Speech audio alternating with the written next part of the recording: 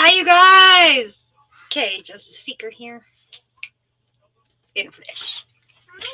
Alright, I had to jump over to my StreamYard because I obviously am not YouTube Suave, and I just couldn't figure out how to share any pages or to get you guys the information that I'm giving you. So, what's the sense in saying something if I don't have anything to back it up?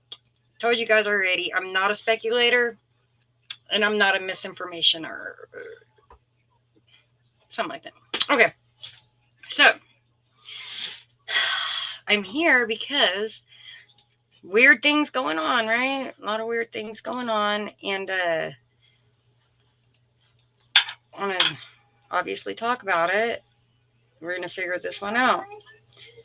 My mom is the one who brought it to my attention that Brian Laundrie had no, his mom and dad had found his clothes or an item that belonged to him or something, and that it was really weird how like they scaled back the search, right, for him, and they go out and all of a sudden they find something in an area where it had already been searched.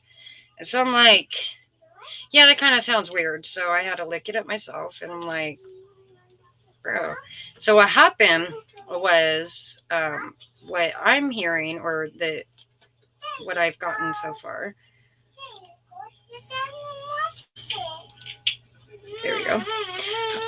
So the things that I have come across and read so far regarding this.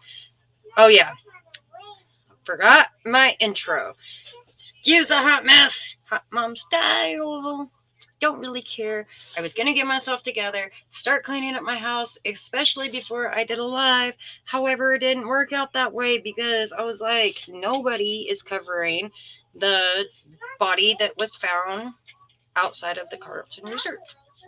And so I had to do a little bit of digging because it's just not out there. Like, I don't know what is going on or why. So it's not really out there. And so I was like, so obviously I need to cover this. You know what I mean? Like, I said that I wasn't going to give the Laundries the attention and the time or anything like that, but I do believe that Gabby and her family, her mother, her father, her stepmother, and her stepfather all deserve, and the brothers and sisters and her entire family, they need some source of justice. That is what my channel is for justice. So hearing that this might be Brian Laundrie dead out here really makes me upset, you know. And I go on there on, like, I googled and I had to go through my DuckDuckGo to find out exactly what was going on, you know, before I came on here. And they did find a body. The coroner's on the way. The Laundries are on their way to go and identify a body, I guess. But my question, well, my mom's question was like, isn't it a little bit weird how the parents go out by themselves to go and search for their son and come across his belongings, right? Kind of weird. I agree.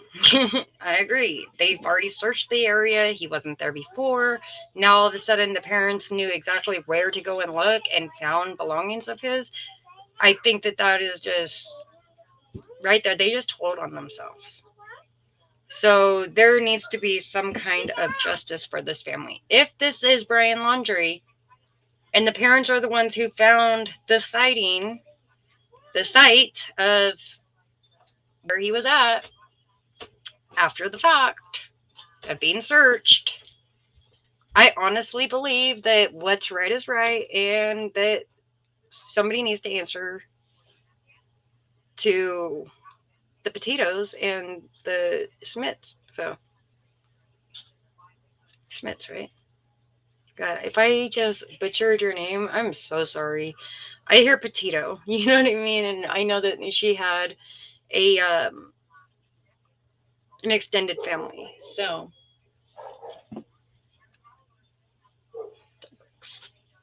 I do know. And like, my heart goes out to them, and there needs to be some kind of justice. And I honestly do believe that the Laundries helped their son escape the justice system. Period. Just letting him freely take off like they did, knowing that there was something wrong. Because you cannot tell me that these parents didn't know when he showed back up with his fiance's van and no fiance. And I can't stress it enough how any boy is going to break down to their mom or even their dad or whoever they favor at first, or both of their parents, because that's who they trust. So he's going to break it down and say, like, I messed up, I did the ultimate, you know what I mean? But maybe not into detail, but you know what I mean? Even if he didn't know 100% that she was dead, you left her out there to die. You beat her up and left her. Like, straight up. So I have no remorse for them at all. And if this is Brian Laundrie, I message to the Laundrie family, Cassie, I'm sorry, because I honestly believe that you are being so honest. I am going to look you dead in the eye right now, okay? Because I am so sorry for your family. You guys should move. Just saying, because you're already getting scrutinized, because people don't believe that you are being honest. Because that was your family, and you went out and had dinner at the campground, s'mores, yada yada. Where was Gabby? Did anybody even ask? Did anybody even care to want to know? You know what I mean? So, just word of advice, Cassie, I'd move. I'm not halfway. I am on the other side of the country from you guys. So you don't have to get no heat from me, because I honestly do believe that you're being truthful. That, you know what I mean? And some things you can't control, but that doesn't mean that the public eye is not going to let you sleep at night. And as far as the Laundrie parents go, Chris and Roberta, this goes for you. I would suggest that you move, but I don't feel bad for you. I honestly do believe that all the food that you're eating has either been spit on. People have probably wiped their butts with it, put their wiener sacks on it. Trigger warning, sorry guys. Just saying, because that's what people do. You are the most hated family, the most hated parents in America. I thought Candace and Dawn Wells topped the icing there. But it's you. It's you. It is you. I'm sorry. So I would suggest that you move, because that would be a smart idea on your part. Change your name. Move. I would even leave the country, but I mean, it's still going to follow you. So, you're going to take the heat on this whole thing if your son took the coward way out like he has from the very get of this entire situation. So, just, you got a friend in me. You got a friend in me. Know why? Because I'm trying to tell you that you're not welcome here, bro. You're not welcome in California. That's where I'm at right now. You're not going to be welcome in Oregon. You're not going to be welcome in Florida. You're not going to be welcomed in New York. You're not going to be welcomed in Texas. You're not going to be welcomed in Georgia or Wyoming or Kentucky. Or I just keep going, because there's 50 fucking states, and I guarantee you're welcome in absolutely none of them.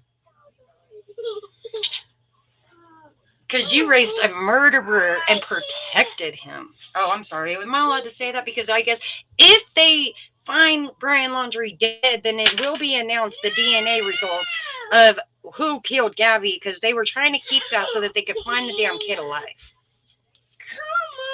And that's not a speculation. He was the last damn one to see her. Hold on, baby. Hold on. What do you want? I have a hanky.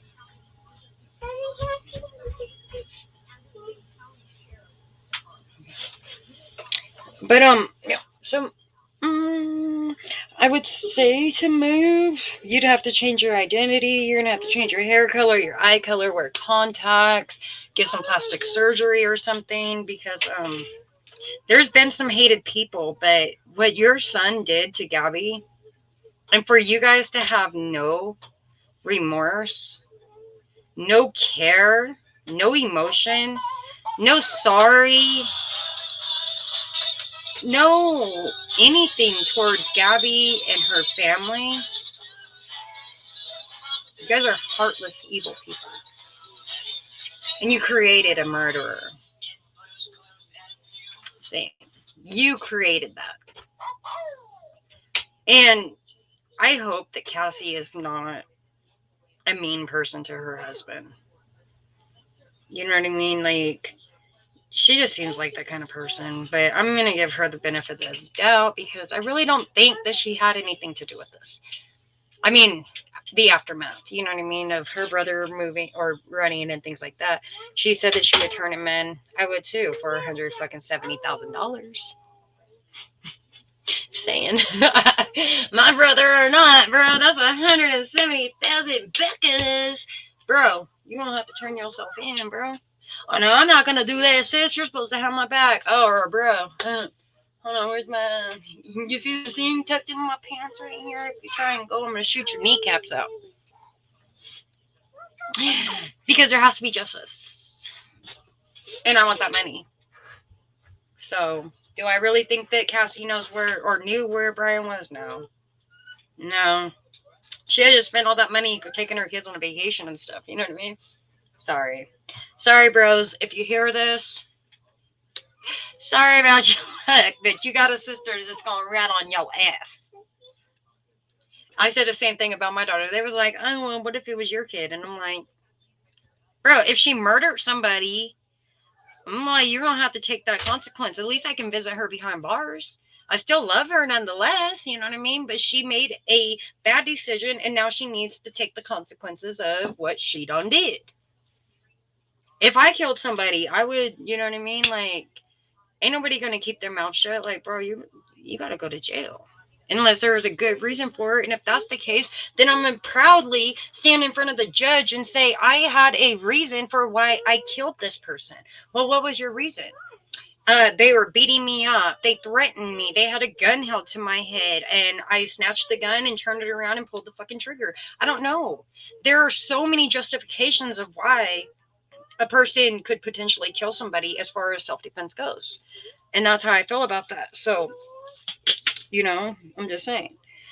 And my kid or not, I'm going to turn my kid in. I'm sorry. If she stole something from the store, I'm going to make her take it back and hand it back to them.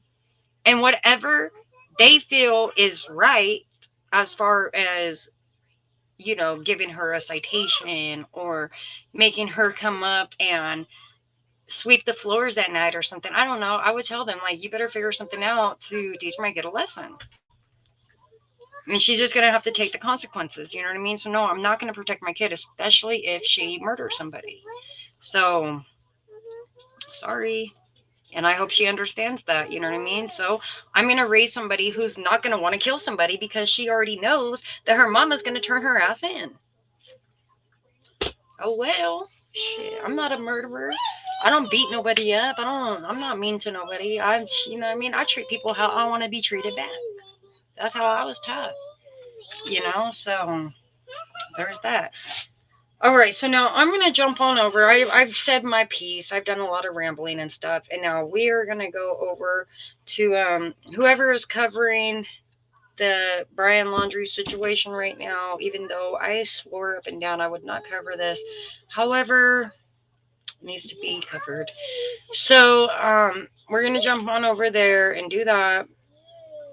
Watch that, whatever. And I'm going to do some cleaning. I'm going to turn off my mic and my camera because y'all don't need to see me doing all that. You guys just want the good, juicy stuff. So that's what I'm going to give to you. And excuse myself out of the equation. Yummy? So, all right, that's what I'm finna do. So let me see what we can get going here, and then I'm gonna put myself together, I guess. Let's see.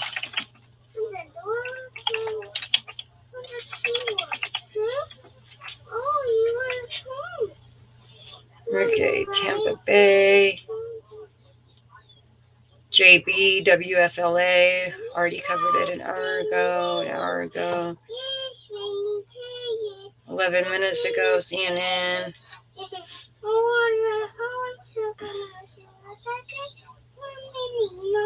Human remains found near backpacks. What did he do? Shoot himself? Come on, bro. See, they ain't got nothing going on right now. No live. Nothing. Hold on, you guys. An hour ago, 16 hours ago. See, and I don't know where to really go because I don't live out there. If I lived out there, I would be there for you guys. Boots on ground, you know what I mean? But we found Sprizzy through let me see. pretty much. That real quick. Oh, I should try this free YouTube TV. Alright, we are going to. Alright, bye guys.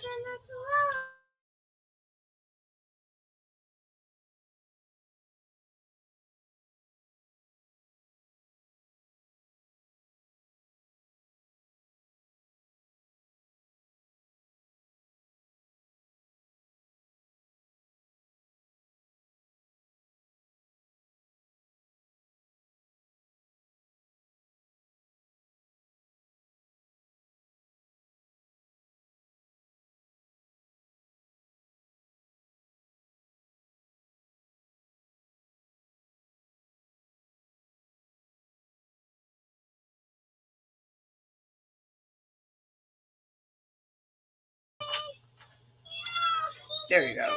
Let me just narrate just a tad bit of what's going on here. So what you're seeing here is they're doing the drone coverage right now over the sighting where they found a backpack next to the remains of what they believe could possibly be Brian Laundrie. This is what you guys will be watching. They're setting up tents. They have the cadaver dogs out there. They're bringing in the laundry parents. So this is just a little bit of what's going on. And yeah. So enjoy the show, you guys. And we'll see what happens.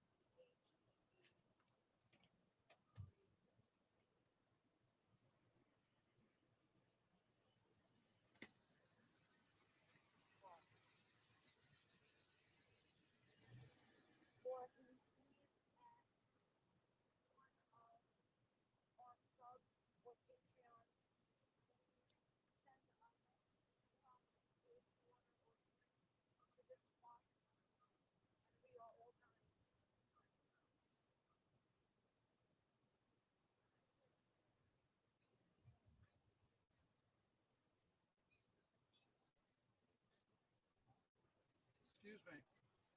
Yo, stand right in front of the shot. Are you rolling? I'm feeding live, yeah. Oh, okay. I had no idea you were, man. No problem.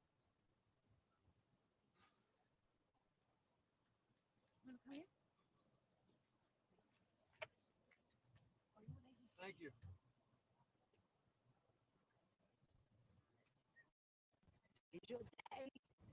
Maybe. I believe so. I believe.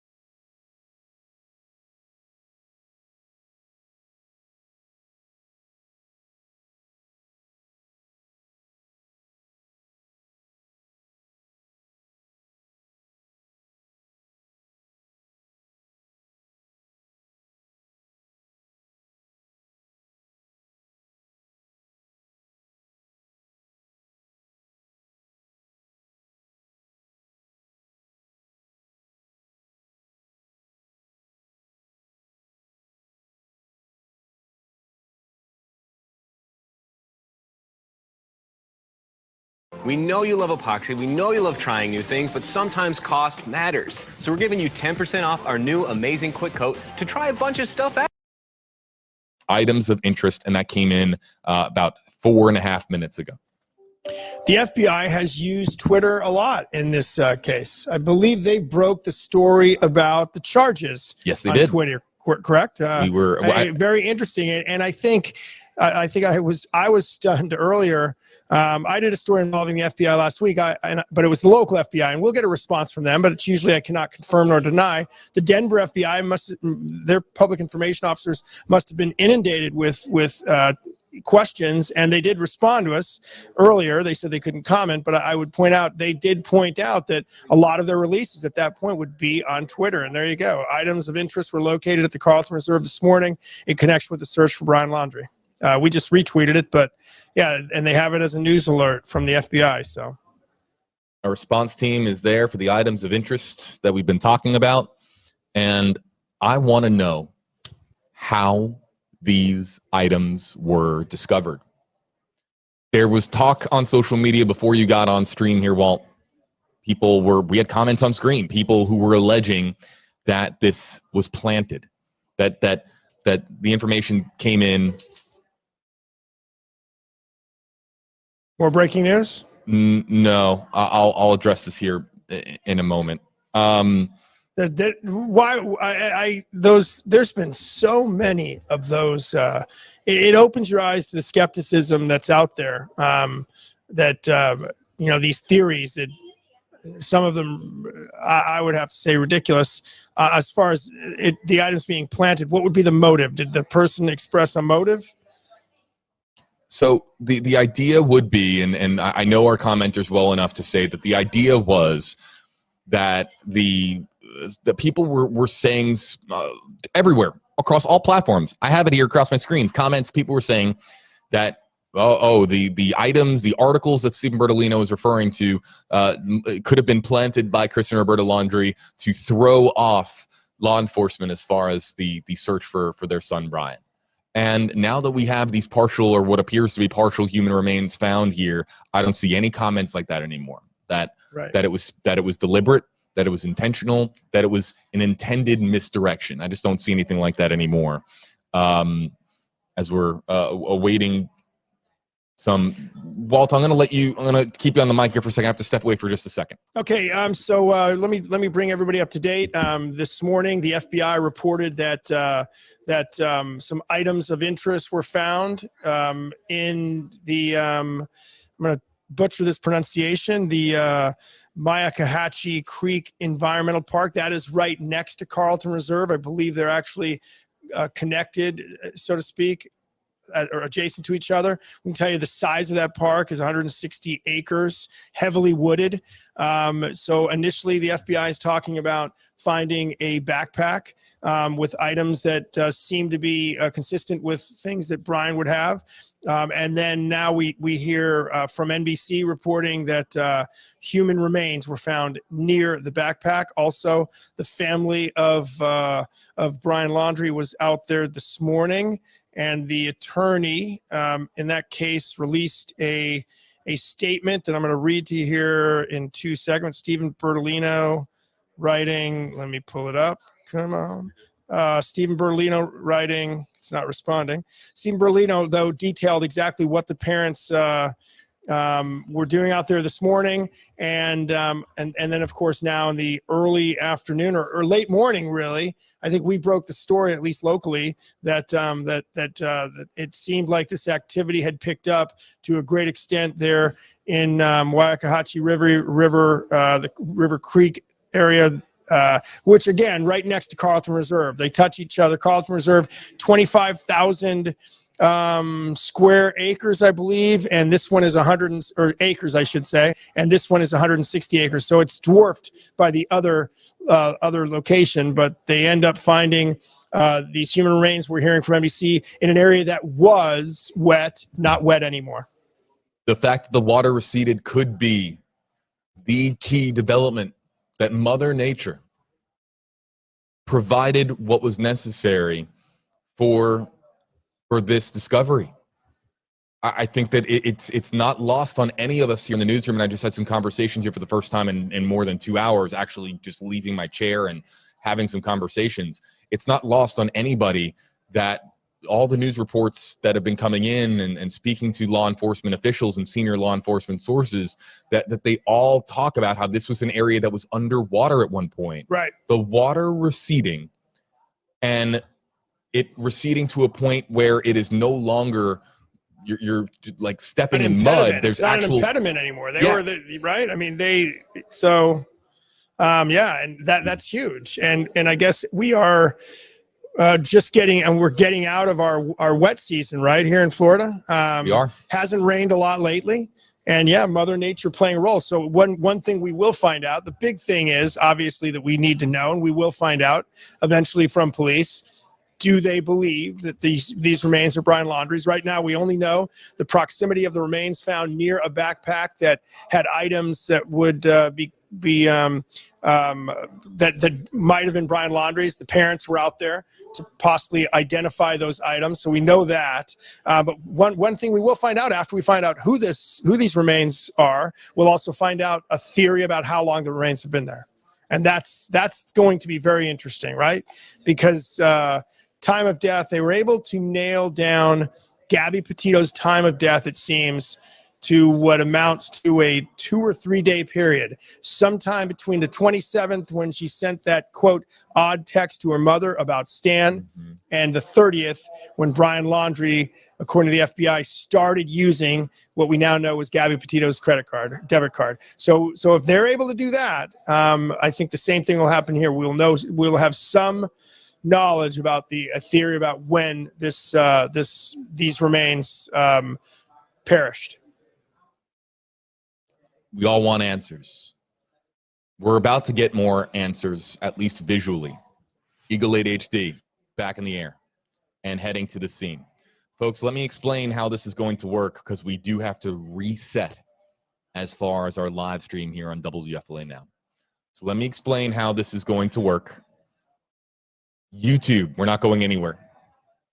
WFLA.com, we're not going anywhere. We're staying live. The WFLA app, if you're watching on the WFLA app, we're not going anywhere. To our Facebook audience, we are ending a stream here. We're ending the current live stream. We have to do that. There's reasons why we end in certain places, begin in others, and there's folks way smarter than myself that understand the purposes behind that. But it's always about engaging an audience and as many people as possible, so that as many people can find our streams. And we are going to be, in a moment, concluding our stream just for a period of time of a few minutes.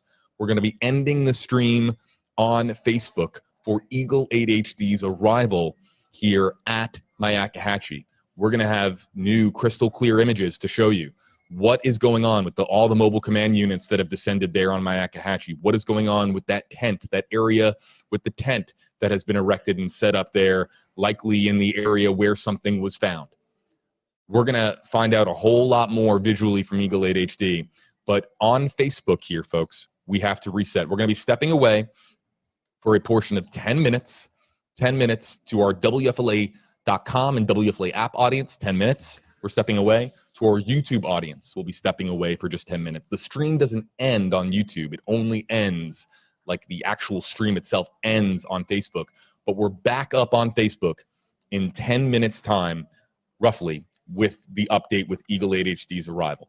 So, folks, we're going to stay here with you from Eagle 8 HD. Walt and I are going to be stepping away. We're staying live on YouTube, on WFLA.com, the WFLA app, but we are going to be saying farewell to this Facebook audience to introduce you to a new Facebook live stream here within the next 10 minutes. Whatever Facebook page that you are watching on right now, for our Facebook audience specifically, will be live here with an additional stream here momentarily. But you can also always find us on the WFLA Facebook page or the WFLA JB Facebook page. We're live in those two places, and we'll be back here live in about 10 minutes time here on WFLA Now.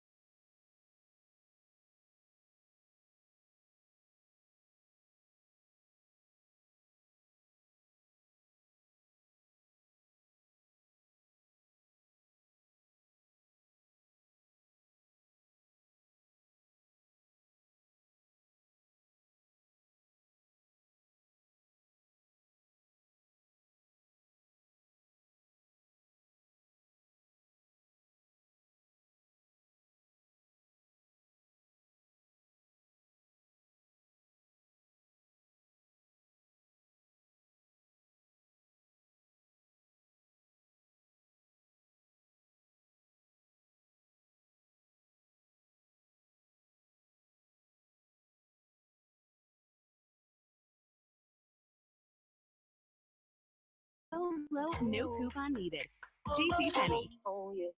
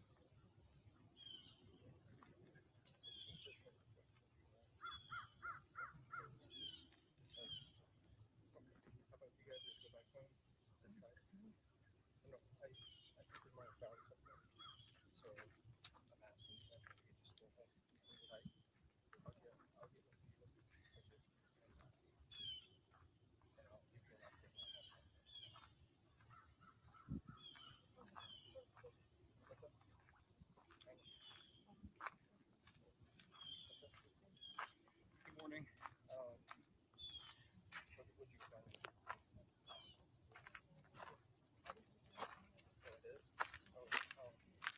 Morning. How you doing?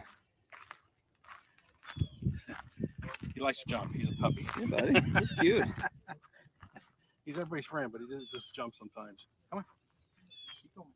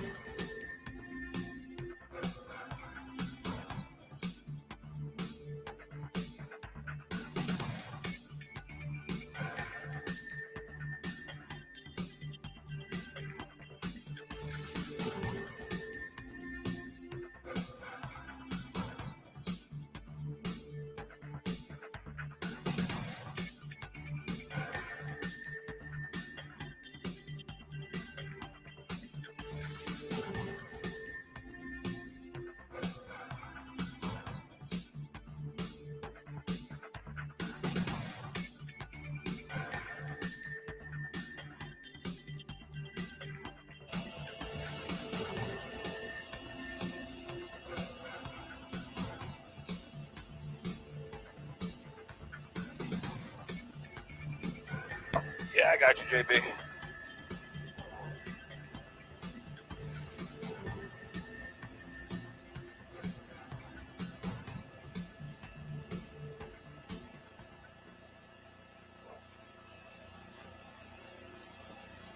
Yeah, we'll do the best we can. There's only like one little hole between the trees to see it, so it's a matter of getting lined up just right.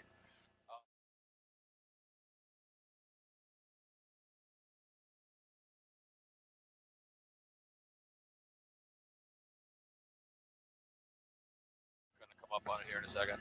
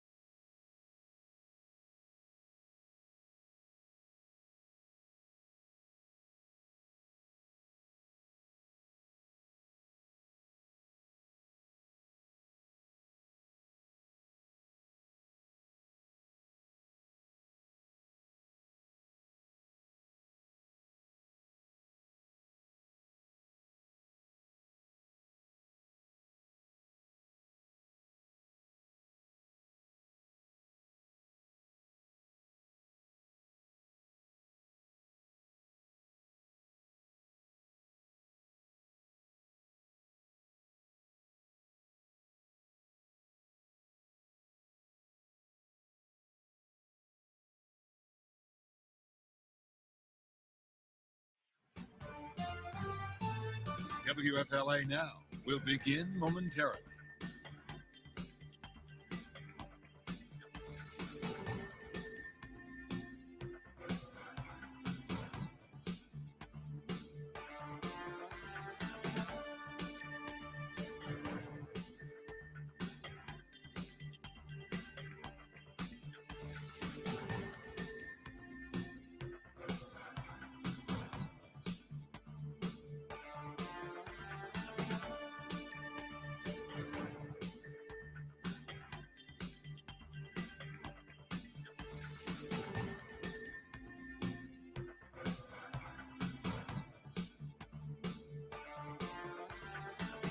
WFLA Now will begin momentarily.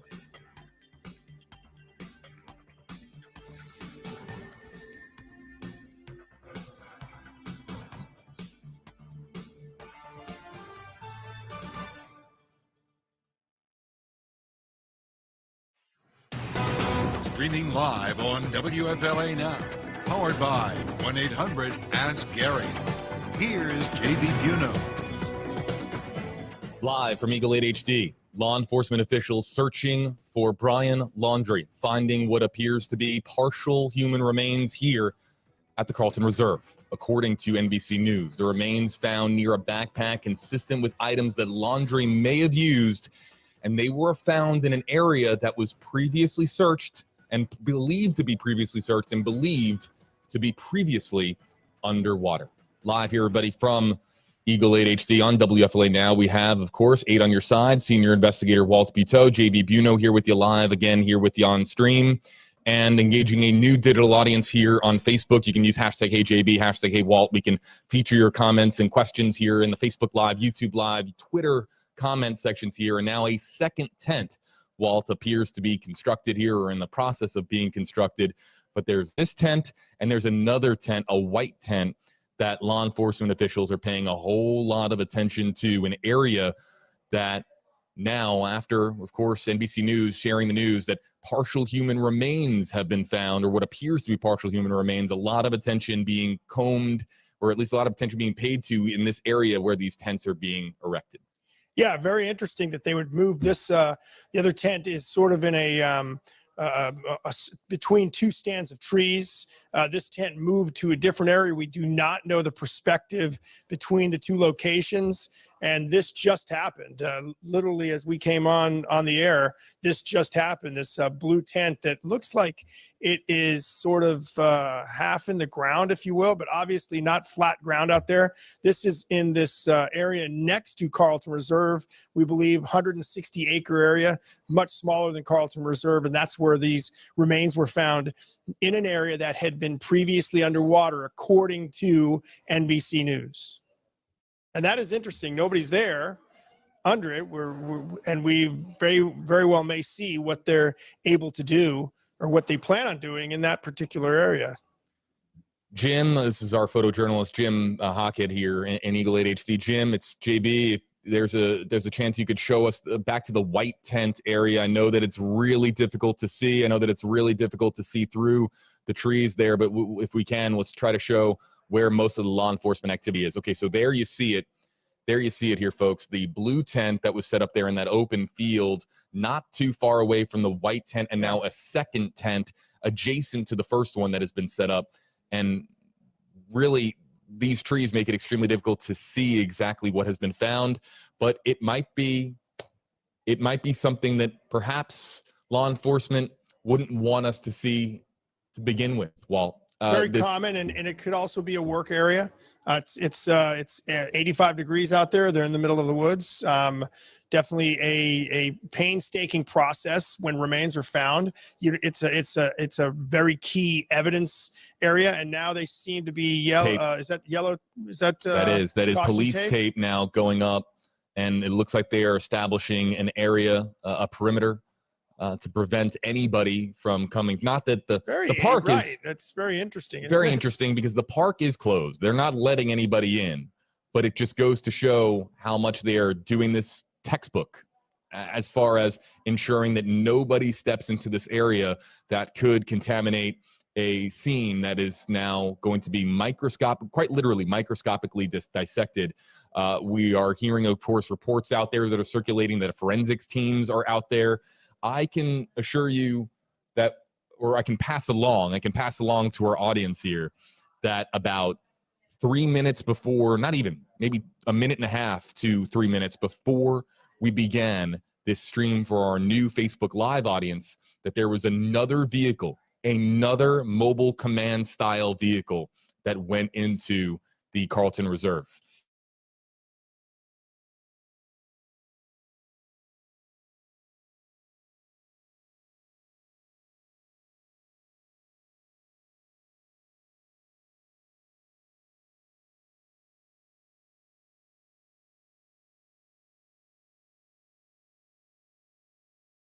That they have remains in one area, and perhaps want to make sure that if bones were carried off, they have a safe perimeter where they don't want anyone to walk. I don't think they're worried about the general public out there. I think they're worried about other officers. And now they can search that one area. I don't know how you calculate something like that. A forensic expert would be able to tell us that. How big of an area do you worry about bones being taken? This is horrible to talk about, but bones being taken after the person has died. How big of an area do you need to cordon off in order to find other remains? Very clear now to us the intention of the blue tent. Obviously, I think it goes without saying, but I will say it to our audience: the blue tent only set up there for the intention as being a weight for the tape, a tent, a post, if you will. Thank you. That has been set up. So they have cordoned off this area. But again, it's somewhat of a moot point, because we're talking about an area that is closed off to the public. But I think they're worried about officers. I think that's exactly what I was going to say next. There's so many different agencies involved. Let's just kind of backtrack. We've heard about Pasco County being involved. Of course, Sarasota County, Northport Police, the FBI, Lee County has been called into the scene here. You can see there, it's hard to see Jim trying to give us a good vantage point through the trees. That's another police tent that's been erected.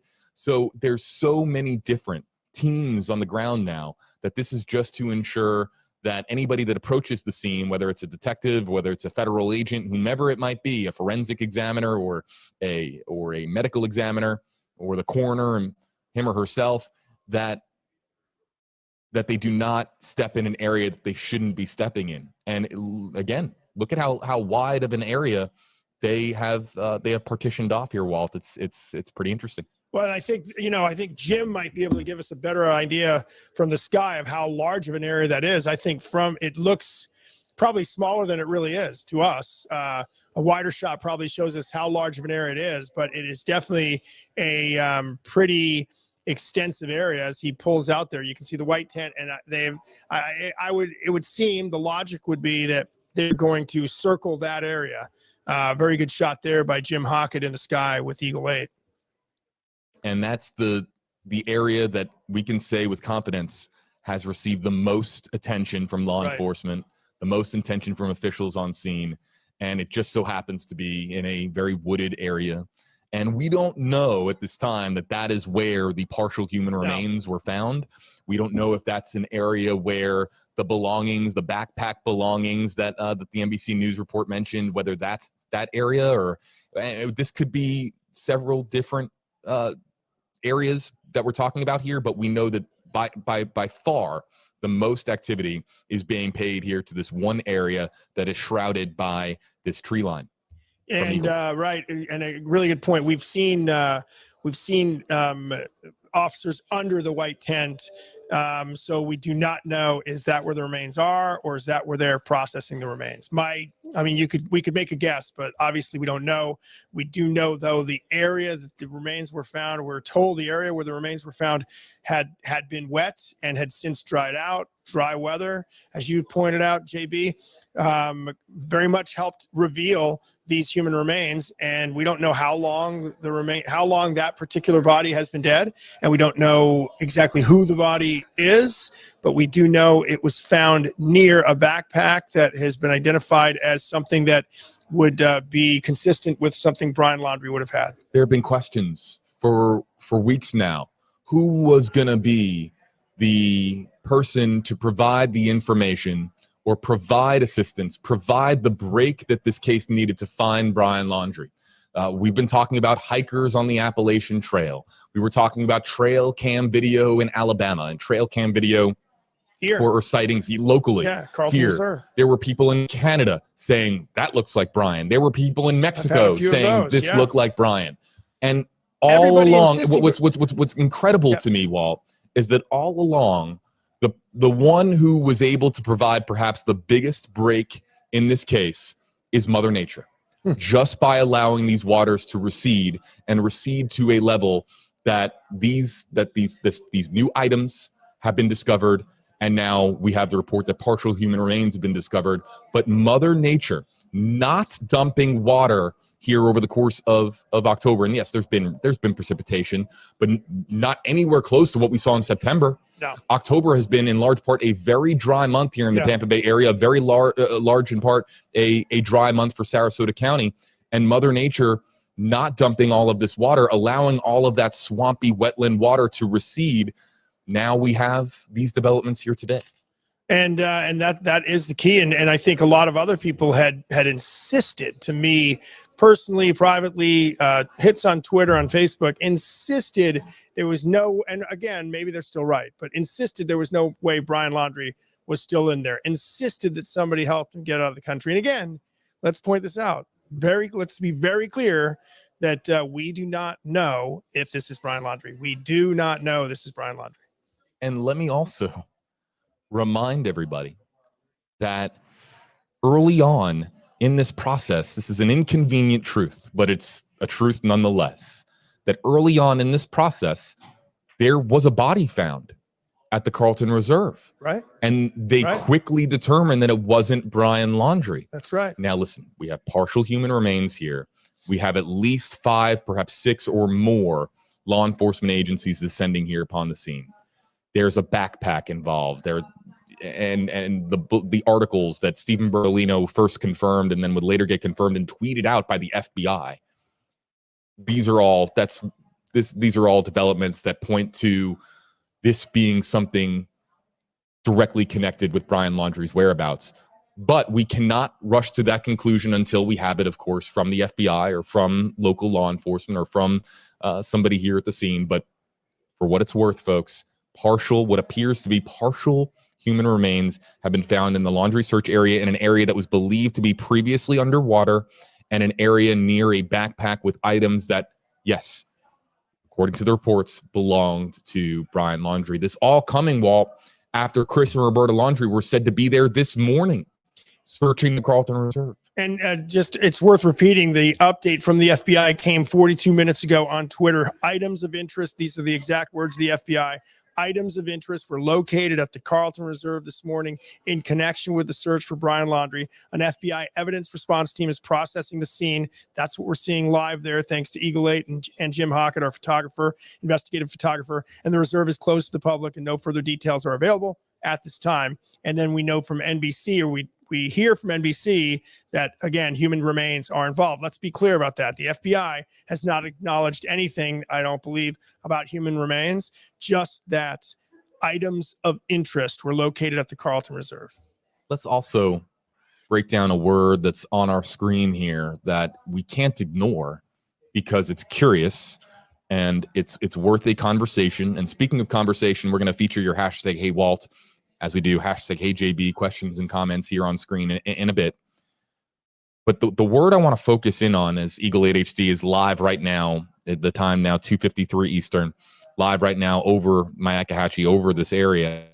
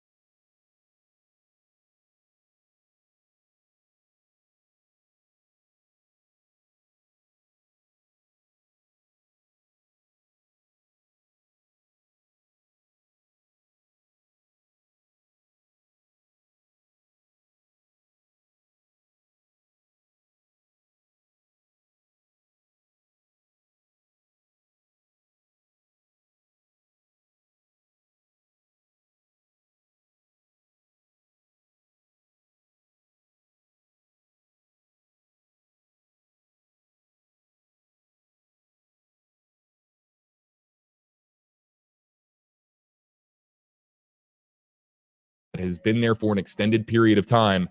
Florida wildlife has gotten to that body. No doubt about that. But if the body was underwater, well, then it rules out what kind of wildlife perhaps would have been able to have gotten to these remains. And that's one scenario that is plausible as far as why it's partial human remains and not entire full human remains. And not to get too gruesome, but obviously the partial is important because the part of the body would lead to a quicker identification. Although, although obvious, if there's a wallet out there, if there are clothes out there, if the backpack somehow holds a hint, we knew the.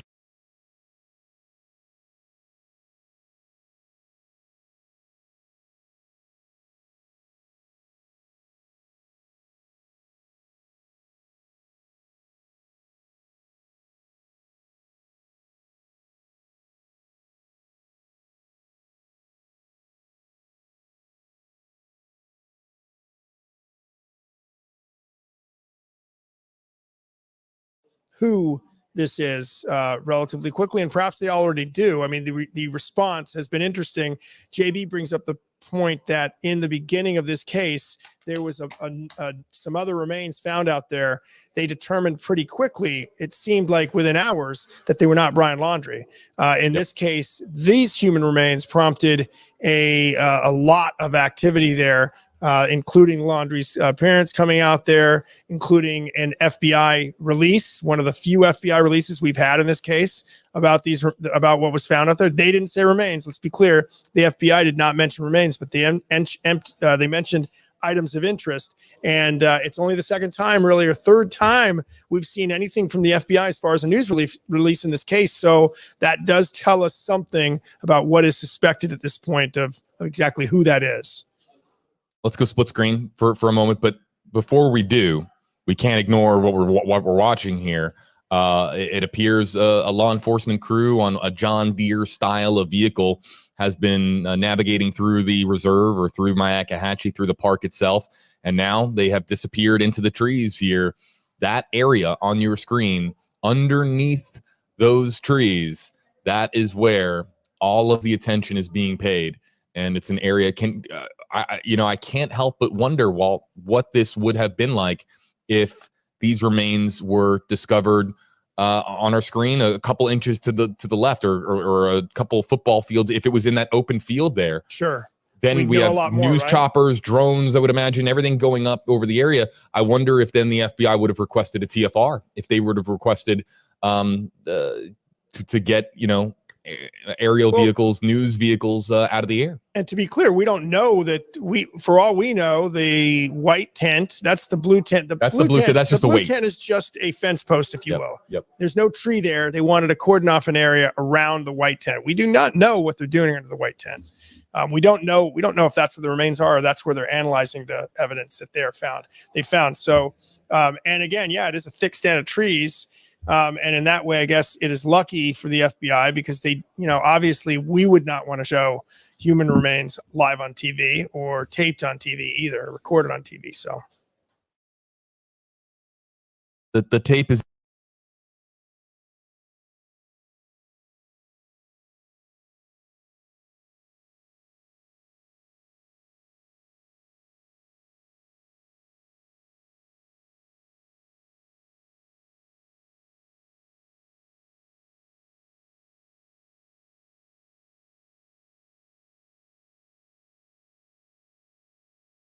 suspect in a fraud case, in a credit card fraud case, and he is a person of interest in a homicide. So this is still a crime scene, and the investigators, even though, as we've said, as many have said, there's no justice for Gabby Petito here, if that is Brian Laundrie, there still is an open case that will be closed.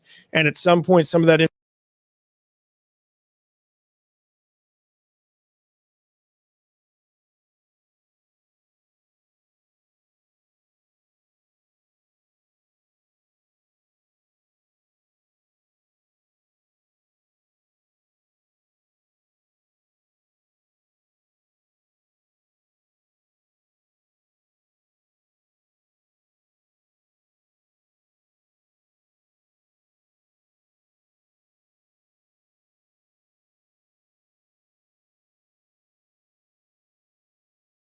walk in. They're going to be stopped by law enforcement if they try to walk into Myakkahatchee. But this story has attracted people from all over, from folks all over the country, and they have descended here on Sarasota County.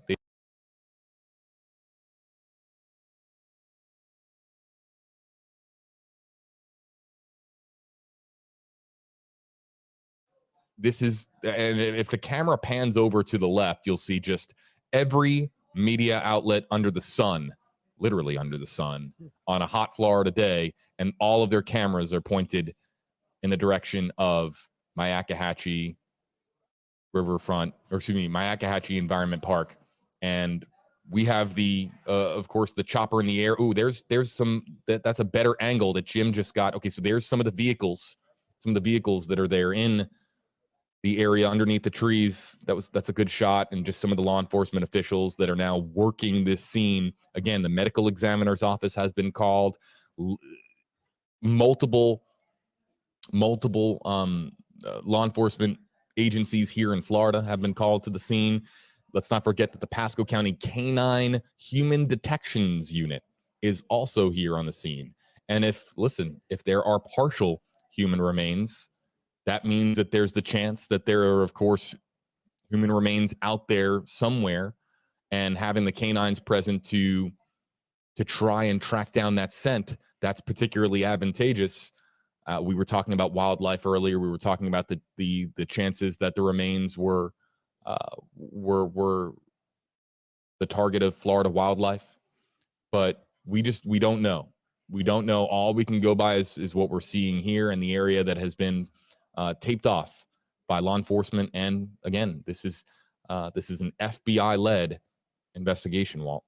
It is, and reflecting again on what the FBI tweeted now about an hour ago, there were items of interest in the Brian Laundrie case. Brian Laundrie's parents out there earlier today, and now the speculation about why they were there. There's a lot of speculation this morning, and then of course we find out reports again from NBC indicate that human remains were found out there. And again, it's important to point out that the FBI has not said anything about this case for quite a while. So that, again, it's speculation, but it leads you to believe this is not just any sort of find. And there is a backpack down there somewhere, a backpack that we're told had things that would be consistent with what Brian Laundrie might have.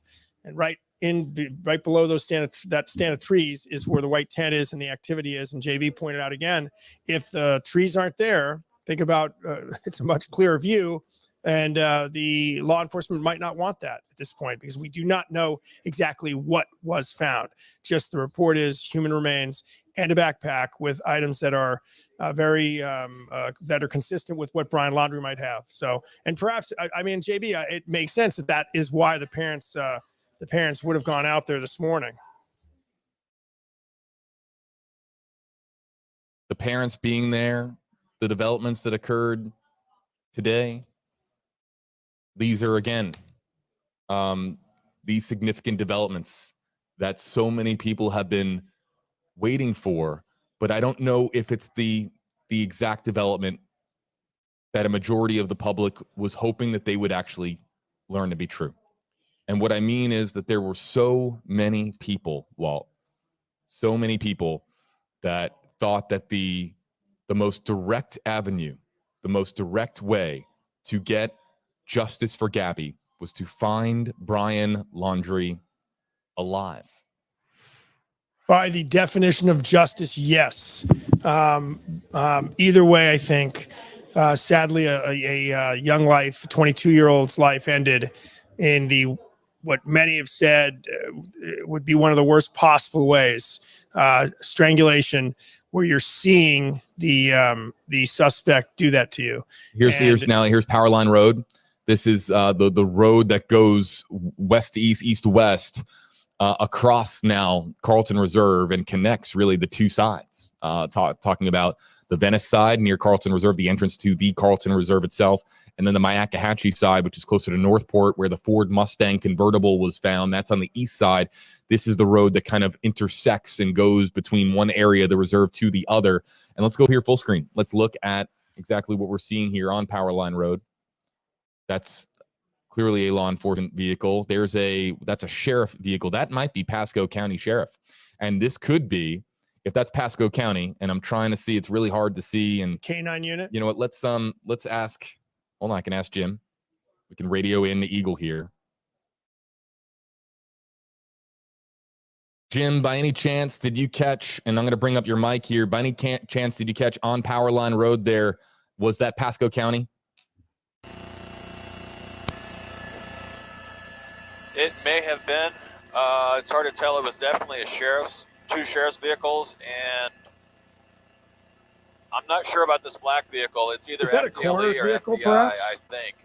That could be a coroner's I'm not vehicle. really sure. Oh, there it is. Okay. Vehicles are sheriff's Jim, there you vehicles, see it. There's K9, and that's Pasco. Yep. So that's what I thought. K9 unit. That is the K9 Human Detections Unit with Pasco County. Thank you, Jim.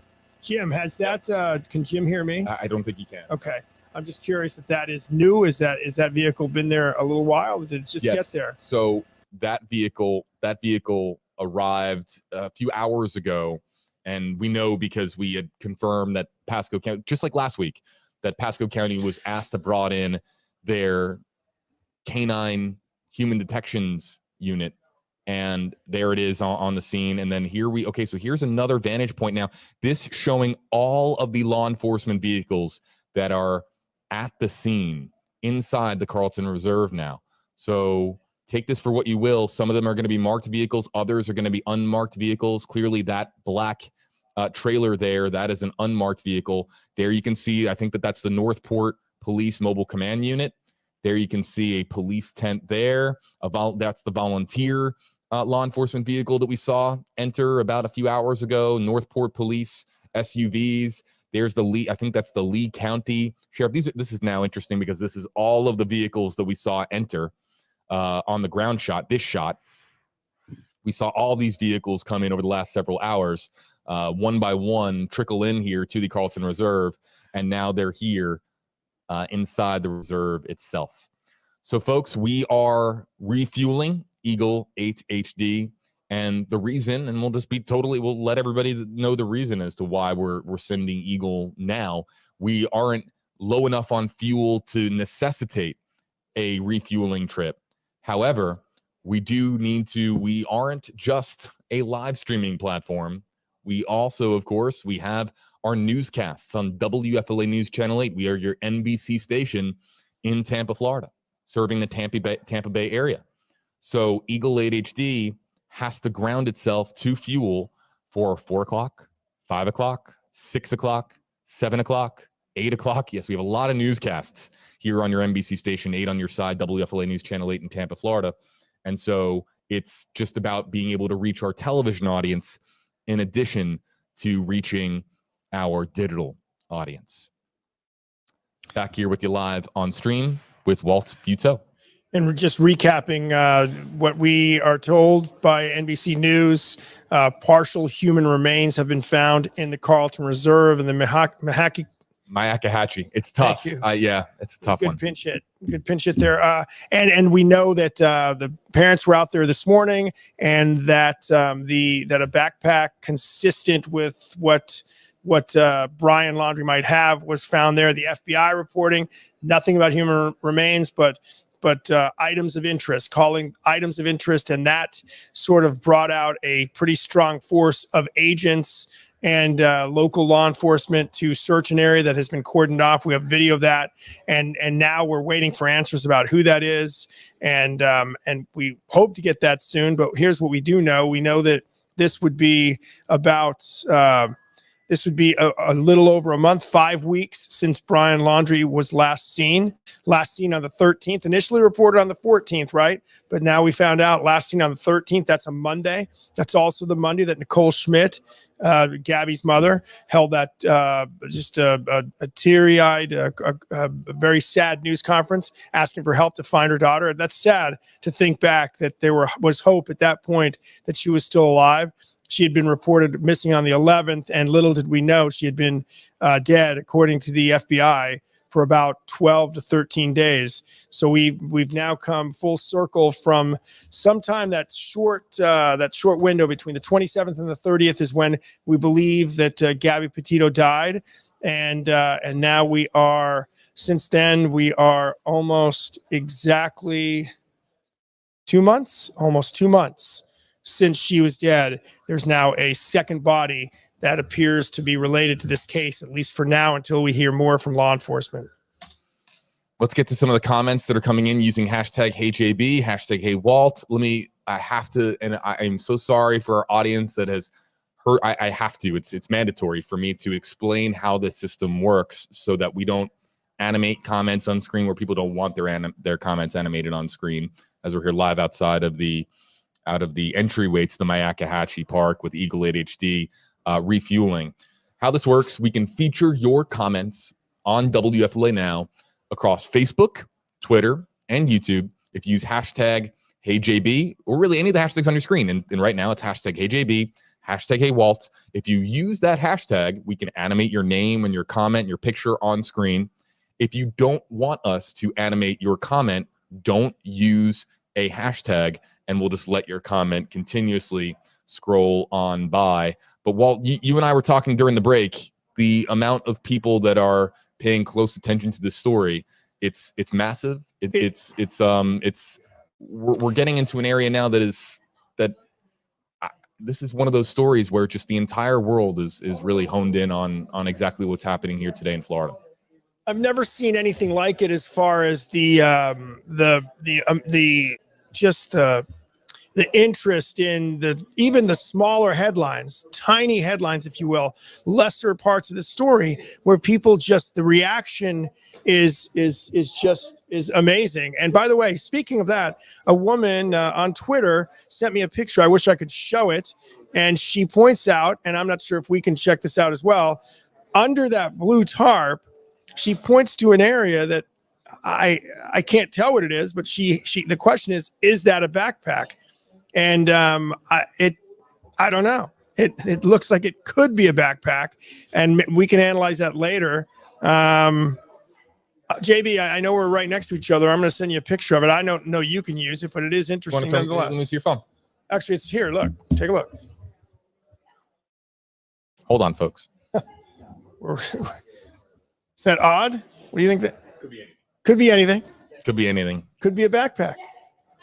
I mean, I don't know.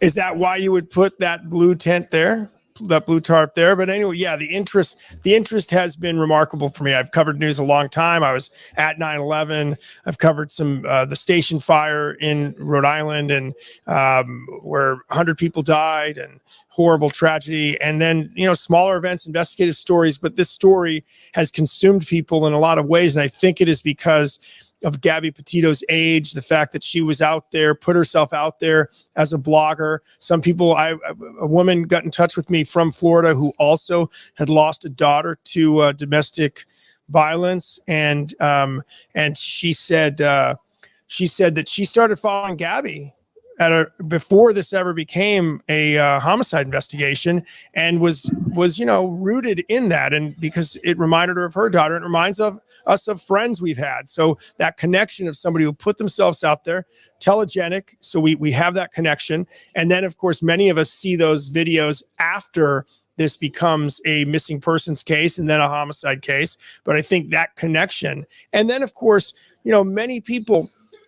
Many of the commenters on the stories I've posted, many have said they were also victims of domestic violence. So I think all those things kind of have come together to attract a worldwide audience for this story. It's remarkable. Let's get to some of this is the previous Eagle 8 HD video that we were showing you earlier, and we also have the live feed to show you here as well, showing you right outside the entrance to the park. Eagle 8 HD will be back in the air, and we'll be back in the air within 45 minutes. In fact, probably closer to about half an hour. It's just refueling for our evening newscast on WFLA News Channel 8, your NBC station here. Let's get to the hashtag HeyJB, hashtag HeyWalt, questions and comments that are coming in. Use a hashtag on your screen if you want your comment featured. If you don't, just don't use a hashtag. Don't use one of the hashtags. We can only animate the ones that use hashtag HeyJB, hashtag HeyWalt. And I think we're going to really try to pay attention to Twitter, and look for the tweets with hashtag HeyJB, hashtag HeyWalt, because we're not actively live on Twitter, as I understand it, but we want to, of course, incorporate people on Twitter as well. So let's get to this one here first. From Amanda Berry. Hashtag HeyJB, hashtag HeyWalt. Do you guys think it's Brian Laundrie's remains? We have no idea of knowing, but let's just point out the blatantly obvious. There has never been this much attention paid to Mayakahatchee. Never had this much attention in law enforcement. As far as law enforcement resources being poured into this one spot. So if the medical examiner is there, and let's not forget, Walt, again, going back here a couple of weeks ago, really a month ago now, when they found the body at Carlton Reserve, right, that was somebody else, they put it out immediately. Very quickly. They said, we found a body. Don't freak out. We found a body. It is not Brian Laundrie. I believe, if I remember correctly, it was somebody who had took their own life at the Carlton Reserve. And they had just come across a body in their search. So another thing to point out, the FBI did not offer a news release or a tweet back then. In this case, The FBI tweeted items of interest were located at the Carlton Reserve this morning in connection with the search for Brian Laundrie. Now, then we find out the medical examiner's out there as well. The FBI has not said anything about human remains, but we hear that through NBC sources that there are human remains, and we do know there's a medical examiner. So do we think it's Brian Laundrie? I'm not going to answer that question, but there is a lot of what I would call circumstantial evidence that would make you suspect that they think they have Brian Laundrie. Tapping the touchscreen here, we got a new feed available to show our audience, and it's from the home of Chris and Roberta Laundrie. Still media attention here outside of the home. There you can see the silver Ford Mustang convertible that we have been talking about. And as we understand it, I will try to answer this question from Siobhan Owen. Hashtag HeyJB, hashtag HeyWalt. Do we know where the Laundrie parents are now? Back home or still at the reserve? As we understand it, the Laundrie parents, Chris and Roberta, are here in Northport at their home. Their vehicles are there. So correct. Logical. And I'm sure this is it's not something anybody's talking about, but they lost, if this is Brian Laundrie, they lost a child as well. They've received a lot of criticism and, they're just taunting and I've criticized that, and I got called a moron for criticizing it, but I'm sorry. Fair is fair, and they're not charged with anything at this point. And they've lost a son. If this is true, they've lost a son as well. And let me explain. I think the foundation and the core of the vitriol for Chris and Roberta Laundrie. Let me explain where that stems from. When Gabby was missing, and Joe Petito, Gabby's dad, and Nicole Schmidt, Gabby's mom, all they wanted were answers. And they were calling, texting, doing everything that they could, trying to get a hold of Chris and Roberta and Brian at the time, and doing everything that they could just to get an answer. Where's Gabby? They didn't care. They point to a map, just tell us where's Gabby. We want to find our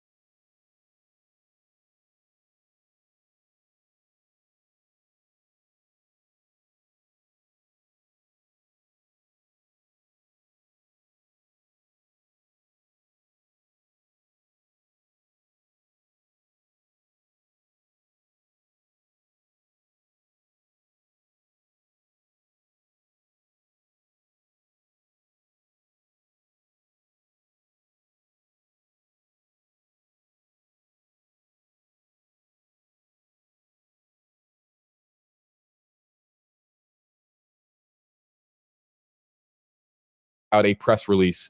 They are going to be making an announcement at 4:30 Eastern time. That is 1 hour and 5 minutes from now. We're going to be live on WFLA, and we're not going anywhere. You know that. We're going to be live on WFLA now. Well, are they holding a news conference? Is that what it said? They are holding a news conference. And they say that they are going to be reading or releasing a statement. And I'm going to just, from covering many federal press conferences or FBI press conferences, I can assure you that it's going to be very similar to the last FBI press conference, which was held in Wyoming, of course, where Gabby Petito's remains were found. I'm just going to tell you that it's going to be them reading a statement and no question or answer. I'd be shocked, Walt, if they answer questions at this press conference, because can you imagine? Can you imagine for a second just how many questions there are to answer? There's no way they could be live for an hour and not answer half of them. The questions that people have about this story. Did they answer questions when they released? No. They did not. Okay. So if I remember correctly, the FBI, that is standard operating procedure. So I get that. That's interesting. And I think it also is telling, but it still could go either way. I'm not going to say it's definitely one thing or the other. By the way, quick update, not that it's not that big a deal. That item we saw in that under the blue tent appears to be the bag for the tent, not the backpack. Just wanted to put that out there. Yeah, and I'm sorry. No, I was going to say, so, I mean, but again, 4:30, an hour and 4 minutes away. And that could be a very huge piece to this very tragic puzzle. It's an hour from now, and we'll be live on WFLA Now across all platforms to learn what the FBI, or at least what the FBI has to say today. Here, our photographer zooming in on some of the signs that are out there, including a Justice for Gabby sign. Let's not remember, this is all about justice for Gabby. This is all about finding and seeking the truth. But I want to wrap up what I was saying about the Fort DeSoto camping trip. It was so normal to do that. So normal. If your family is dealing with crisis, going camping isn't really high on your priority list. And I've talked about this at great length on previous streams, and I'm reiterating some of the comments that I have made previously. It just always, when people ask me, JD, what is there something about this that particularly just doesn't feel right to you? And I always point to the September 6th, September 7th camping trip. That's a week after Brian Laundrie got back and is camping with his family. Cassie Laundrie was there with her family. Chris and Roberta were there. It was lot 001, waterfront at Fort DeSoto campground there in southern Pinellas County. And did Chris and Roberta really know? Did Cassie have any idea? Now, the question has always been, why wouldn't you? If you're Brian Laundrie, aren't you telling your parents what has happened or that something occurred?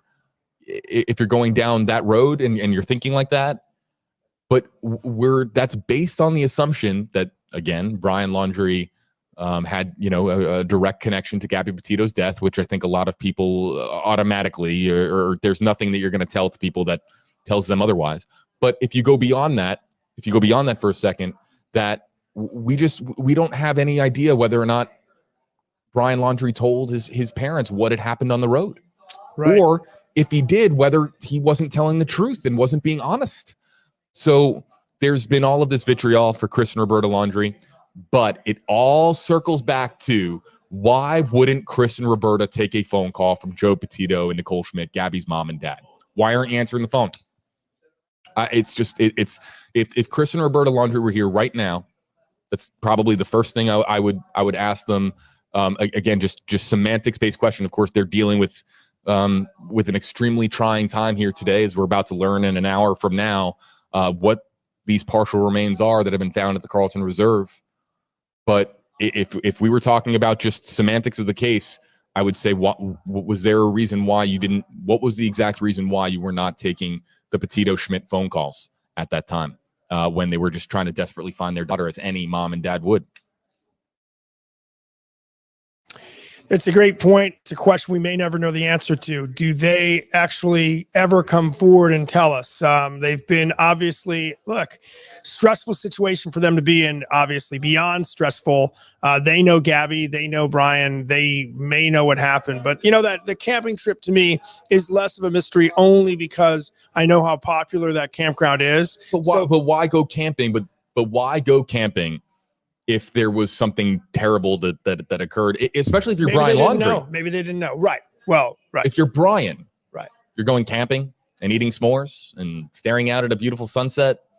Well, you could take a dive into his mind and we've done that. And realize that not everybody has the same conscience and that. And we were talking yesterday, Walt, and I wish that you had been part of our stream yesterday. I was talking with Josh Benson about how in some cases of extremely, in the minds of a person, and again, we're speaking generalities here. We're not speaking about Brian Laundrie, but in the minds of somebody that commit an extremely violent crime, that some minds will automatically revert to straight denial. And will create and fabricate a reality within their mind that they did not occur such a heinous act, or did they not commit such a heinous act. Well, I get the question a lot from various stories we cover, and people will ask, how could somebody do that? And I always tell them the same thing. You have a conscience. And again, I'm speaking in general terms. We don't know anything that Brian did other than allegedly use Gabby Petito's credit card. We don't know anything else. And sadly, we may never know. We will only be able to suspect. There will never, this case, if this is Brian Laundrie's remains, will never be tried. And the information, we may have to pry it out of the FBI. We don't know.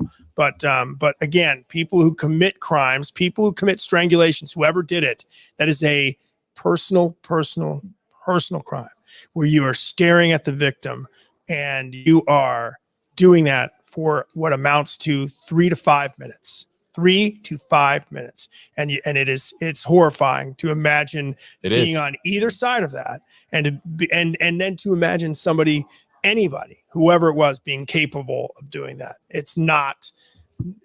Thankfully it's not normal. And that type of person could very well not feel guilt. You don't know. We don't know. So maybe the parents didn't know. If the parents knew and still went out for s'mores, now we've got a whole nother problem. But at that point, the date of the camping trip was the 6th or 16th? 6th to the 7th, yeah. 6th to the 7th, and Gabby Petito is not a missing person yet. But we suspect at that point the Laundries had already received phone calls from the Petitos and the Schmitz at that point, asking, where is Gabby? Do we believe that at that point? Or had that not happened yet? Say that again. Do we believe on the 6th that around that time frame, Brian comes home on the 1st? Do we believe between the time of the 1st and the camping trip, 5 days later, do we know from the Petitos and the Schmitz that they received phone calls that they called the Petitos? Oh, yeah, absolutely. I'm sorry, they had already called yes. and not gotten any answers. They were calling, texting, trying everything that they could to get an answer. Troubling, extremely troubling, obviously, and doesn't make a lot of sense. It's not logical. It doesn't make any sense. But for those of you just joining us, 4:30 Eastern time, the FBI calling a press conference for 4:30 Eastern time, and it's here at Myakkahatchee, and they are going to announce something. We don't know exactly what they are going to announce to the world, but they are going to give us an update on what has transpired here today. And I go back to what I had said previously. As far as constants in this case, I have always said that if there was one constant in this case, Walt, that it was to expect the unexpected. It seems as if at every turn throughout this story that there was just oddities that would occur. And that's one of the reasons why this story has just captured the attention of so many people around the world, is because there are so many moments throughout the timeline that just don't add up, that don't feel right, that are unexpected. And so with that one constant being a theme in this, or that theme being a constant in this case, I have no idea what we are going to learn at 4:30, but I know that we're going to be live here on WFLA Now. Kennedy Joe, #KJB. So I'm late. Do we think that the remains are new or old? And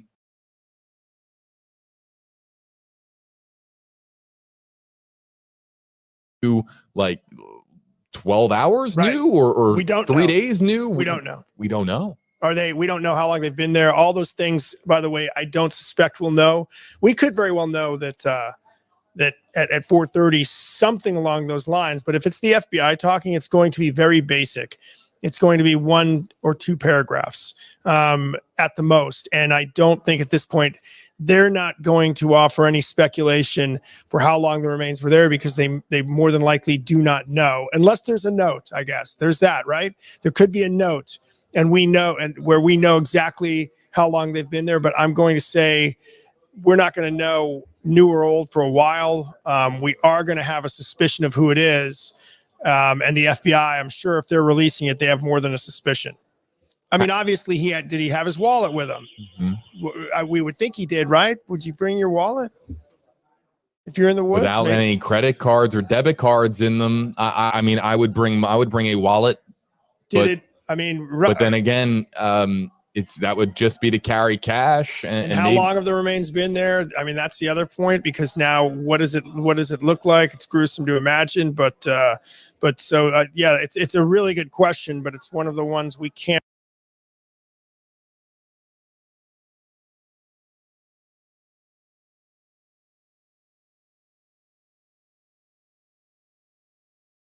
For a second to ask this question, and it's not a question that we can answer, but it's a question that is on my mind. Did they search this area in September when the water was considerable, and were they stepping right around this area at the time, or were they within 10 feet, 100 feet of this spot, and they had no idea what they were actually on or near because of the water? Right. We know they had the boats. We know they had the swamp boats, whatever you call them. Dive teams. They had sonar in there. It's interesting that it's water's involved, and they had dive teams, which makes you wonder: did they know something earlier about Brian that made them think to look in water? Although that area, didn't we hear from Allison Henning that did we hear from police that the area is 75% water? Now, keep in mind, I think it was 75% water at the time. Right. And that was a month ago, right? When we had a very wet September. We did. So, but again, 25,000 acres in Carlton Reserve, only 160 in this location. So, we know they did search this area, but we don't. You said this is on the Northport side, correct? This is on the Northport side, yeah. So think about this: they were there then the first day they searched, which was a Saturday. Yep. They were on the Northport side. Yep. And again, they said Carlton Reserve, but they are that the two areas are connected. They're adjacent to each other. So was this the area they initially went to? We don't know that, but again, if it's underwater, you miss it, right? And I don't think dogs are as effective if something is in submerged water. And then we also don't know how long he's been there. We don't know, or he or whoever that is. We don't know how long the remains have been there. So we lose our camera shot here for just a moment. We'll show you some video from earlier, the tent video from earlier. Melissa, thanks a lot for your question, because it's a thought-provoking one. Question. And it makes you just wonder, but this area isn't that far from the entrance, and it isn't that far from where the Ford Mustang convertible was found, which, again, can't read too much into it, but I'll say this: it is entirely possible that the remains have been there for some time. And again, I point out that Mother Nature had a significant role here. The water's coming down to a point that where you're not stepping even in mud. It's very dry on the ground there at the Carlton Reserve now at Myakkahatchee, and it exposes what was underneath the surface of the water out of view for the officers and the teams that were searching Myakkahatchee. JB, do we know? I just got this question. It's a great question. My answer was, I hope so, and also we'd better. Do we know that we are going to have this news conference live? Do we have that capability? Do you know? I was going to ask our assignment desk, just since we're fluid here, because I think it's we would hope so, correct? Or is it out of den? No, it's going to be there. It's going to be at this scene, correct? It's at Myakkahatchee. And I would imagine that if they are doing a press conference for the press, they are going to do it in a spot that is available to the press. But it's worth noting. Now we got time. It's 50 minutes away. There hasn't been a makeshift podium set up. There hasn't been an area where what media, or there is. Oh, no, I'm sorry. She was responding to somebody else. What you'll see is the media come together, even photographers with different networks and different media affiliates. And what they will do is somebody will provide a makeshift stand or podium, and a light stand a lot of the times. Yep. And what that will do. Yes, the duct tape is key. And what they will Mics do. are wrapped on duct tape. Walt and I have been at these press conferences, and you'll see the media kind of come together because they want to. It's really actually just because they want to have the best mic placement.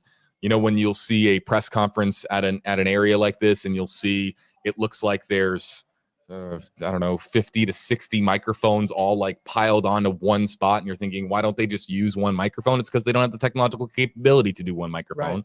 It's all of these microphones together, and that area is likely being formed right now. But I'll tell you what, there's got to be a media liaison there at the scene to organize this press conference and say it's going to be had here. The news release was written by the Florida contact to the FBI. FBI Tampa, right? Yeah, FBI Tampa. Keep in mind, the lead investigators here are the Denver office of the FBI. And that's who we have been contacting for information leading up to these days, is the Denver office of the FBI. And that's where the tweet that said they had found items of interest in the laundry case, that came from the Denver FBI. And keep this in mind as well. The FBI has not confirmed anything about remains. That is from a source to NBC News and Pete Williams. So we don't know what we're going to get at 4:30. We can only sort of assume what we'll get. But again, as JB pointed out, it's been a crazy story with a lot of twists and turns. Very few items on that timeline. If we think back just 6 weeks ago, I got to do the math. 6 weeks ago, we didn't even know who Gabby Petito was. A few people did because they were following her blog, right? Yep. We didn't know these names, and now they've been part of these thoughts and all these developments. A development for a while, it was a development a day, and it slowed down to a crawl over the weekend, where there weren't many stories at all. There were very few. Even nationally, there were very few media stories. But the laundry case, it had been probably the slowest weekend, right? Since the case broke. And now we have this a mere 3 days later. There were people that were chiming in saying this case is officially a cold case, and it's time to. And I received a lot of messages from people saying, JB, it's time to start paying attention to other missing person cases. And believe me, now let's make this clear. I serve the Tampa Bay area, and that's my coverage area, and that's what I'm told and directed and assigned to focus on. And believe me, we're ready to jump on any missing persons case. But that's not new for us. That's the thing. I'll make this clear. We've been covering missing persons cases all the time. This one just captured the public attention, the captured Twitter sphere and social media in a way that few ever have, if any ever have. This was the missing person case that has received the most attention that I've ever seen in modern day journalism. I've never seen no doubt. And I think when you talk about modern day journalism, it is a very visual medium now. Newspapers are dying. Yes. Newspapers everywhere are dying. They're laying people off. Organizations like this are growing, and it's all based on pictures. TikTok is pictures, Twitter is pictures, Instagram, and right. People have criticized us, and by the way, we're big boys and we can take it. And I think the criticism is deserved. Do we cover every single missing person case? Not necessarily. There's criteria for us, right? We do not generally handle certain missing person cases, but in this case, if I'm telling you, this case had the visual element right away. We saw these people in 3 dimensions talking, smiling together. This very telegenic couple that seemed so happy. And then we also have, again, modern technology, the body cam video from those dates are in my mind. What date was the body cam? August. Oh boy. anyway, the body camera video. I'm bringing up my timeline and just because so the I don't body want to camera video- misspeak. I've the misspoken body in the camera past. video where we see this guy that became the person of interest and the suspect in the credit card case. That just doesn't happen. If we have surveillance video of suspects before, but I bring up Whitey Bulger again. We had 1 or 2 black and white pictures of him, and he was able to elude police for decades. In this case, we have Ryan Petito, 3-dimensional, talking to police. We have Gabby Petito crying to police. So all of those elements combine with bringing the entire world focusing. We've had viewers from all over the place focusing on this case because of that. And that's why it has become so interesting, not only with us in our media, but also in the media that the general public has: Twitter, Facebook, TikTok, Instagram. And the speculation has been it's been spectacular to me to watch, just as a sort of almost like a journalism class, to see how big a story like this became because of the way media has expanded in recent years and decades. This is going to change the conversation with missing persons in the United States. I've again had conversations with Gabby's family. They are committed to change, and not even just change, but wanting to just prevent future tragedy from occurring, doing everything that they can to ensure that the Gabby Petito Foundation is used for good, and to prevent other stories from Gabby Petito ending in death and destruction of a family. So I think that there's a conversation, Walt, to be had with and I think it starts with Gabby Petito's family, and others are going to join in on that conversation. And I'm very curious to see exactly how policymakers in this country, and I've heard some different ideas and concepts get brought forward, and some very interesting ideas as to how to prevent something like this in the future. They're fascinating conversations. I look forward to covering them and being even part of those conversations if people ask, from the media's perspective. But that's a conversation now that is absolutely on the fast track to ensure that there's thousands of families out there who don't have information on what happened to their loved one, and they deserve that information, and they deserve exposure, and they deserve people in the media covering that particular case. Not to say that there's an overwhelming amount of missing person cases that don't get receive media attention, but there's a conversation to be had, and I'm very much looking forward to where it goes from here. And there, I will also say that the other part of this is also the domestic violence conversation, because we know this is a case of domestic violence. We know a strangulation is, that it doesn't necessarily have to be domestic violence if she did not know the suspect, but we do know that this was a couple that had some issues, and we saw those, and that conversation is important. You talk about prevention. Sure, we can talk about preventing missing persons cases or finding people faster. That's great, and money helps, and that foundation will help. But also the awareness of how to help a friend who may be dealing with a bad relationship is important too. And I think that's another piece of this. I look forward to finding out, like the rest of the world, finding out what's going to happen here at 4:30. Okay, so let me explain. And so some commenters used hashtag HeyJB and hashtag HeyWalt and brought this to my attention. I didn't get a chance to animate it here on screen, but I can tell you that there is now, like clockwork, right as I uttered it, I think about 45 minutes ago, a temporary flight restriction, a TFR, has been issued. That is the FBI working in tandem with the FAA to establish a TFR over this area. There is no longer going to be aerial coverage of the area where the tent was set up here, as you're seeing from Eagle 8 HD, and where the law enforcement presence is most intense. Video, correct? I'm sorry. This is file. Yes, this was from earlier. File? This is looping back from about approximately. I've lost track of how long have we been on stream here? We've been on stream for 4 hours and 13 minutes. No commercial breaks. 4 hours, 13 minutes straight here, with the one break where Eagle 8 HD was getting back up in the air. So quite quite literally a multi-hour effort here as far as our stream, and we're not going anywhere. We're staying live with the WFLA now all the way through. So we might take a brief break at 4:30. Excuse me, let me not add 4:30. Before 4:30 to reset for our audience. I think on Facebook, we're going to be resetting for our audience one more time. Facebook streaming is different from YouTube streaming.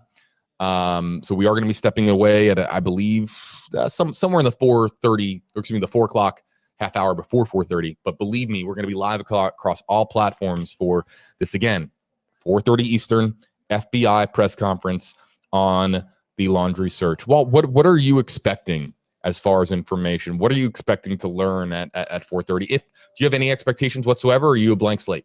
I'm a blank slate. I find it hard to believe it won't be what we think it's going to be. I don't like to speculate, even in a forum like this. I mean, because you don't, again, and you made a great point about the body that was found. I'm going to say 4 to 5 weeks ago. It was like it was probably the week after the first search. It was probably, I think it was the day after the FBI searched the laundry's home on the 20th. Which was a week after Nicole Schmidt came forward and a very emotional news conference asking for help to find her daughter, not realizing at the time her daughter had already been the victim of homicide. So you think about that point and how quickly we knew that was not Brian Laundrie. And now you think of this, you compare it to this, and we have a full force of FBI agents. We have a tweet from the FBI in a news conference. Yeah. So, I mean, my suspicion is this is going to be exactly what we think it is, and that it'll be 2 or 3 sentences with no questions, and that we will learn that who this is. They believe this is. I do not believe there will be a manner of death declaration, although. Pretty quickly, was it the next day? Was it the day of when we knew it was Gabby Petito? Did we know the next day manner of death, or was that? It was soon thereafter. Okay. It was around. It didn't take very long. Knowing a manner of death is going to be maybe even more difficult here. I think it's possible we may hear something along the lines of how long they believe that body was there. But other than that, the details are going to be slow to come out because, again, it's the FBI, and the FBI likes to get all their ducks in a row before they come to the media. I respect that, even if it does delay what we do in telling a particular story. But I do absolutely 100% respect that how detailed an investigation like this has to be, even if this is the final part of the investigation. Because if this is Brian Laundrie, there's not going to be a trial. And we don't even know if there's going to be a news release of anything of what they suspect. We know that if it's documented, those affidavits should become public at some point, and we'll learn more. But at this point, I expect a brief news conference. What about you? What do you expect? I expect a brief news conference, and I expect something along the lines of what we know. That the FBI has discovered partial human remains. I expect that they will say that they cannot confirm the identity of those remains at this time until a forensic examination is completed. I think that we'll learn a little bit more about the fact that the remains were found in the area of belongings that Brian Laundrie, that were items that were said to belong to Brian Laundrie, and that they can't take any additional questions at this time. But I always say, with this story, it's been about the unexpected. Just has a way of just coming out of nowhere and completely blindsiding everybody.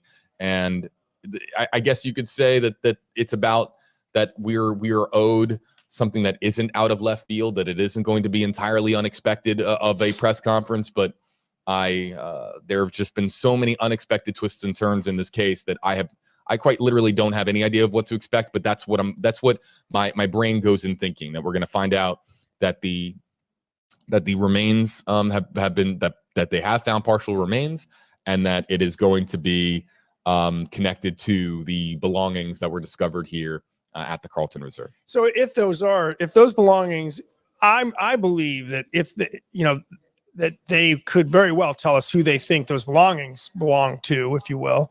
And if they are connected to this, that would be the first items found after roughly 5 weeks of searching. Is that correct? Is that accurate? Say that one more time. The first items found out there, right? Oh yeah, no, there hasn't been nothing found. Well, fascinating. Well, hold on though.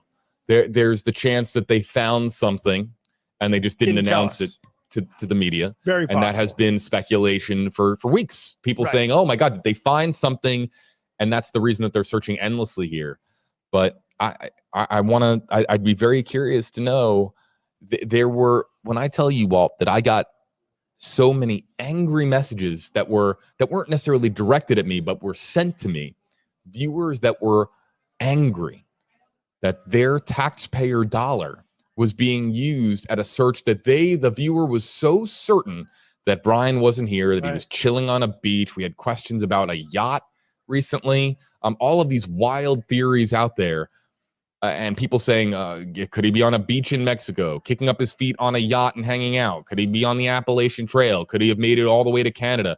All of these, and there were people that were 100% certain, 100%, 100% certain that he wasn't he's here. Not there. He's not there. That's all we heard. And then you're made to feel, it's sort of along the lines, although it turned out to be true, when we would not say it was Gabby Petito's debit card, because we didn't know it was Gabby Petito's debit card. Until, of course, the Dr. Phil interview. That's and then right. then we're calling it Gabby Petito's credit card. We go with what the law enforcement tells us. And, there's criticism of the media that's well deserved, but we stick to, we wait for those types of things. And in this case, again, we kept covering it because I fully believed law enforcement had reason to believe that there was a reason to keep that search going.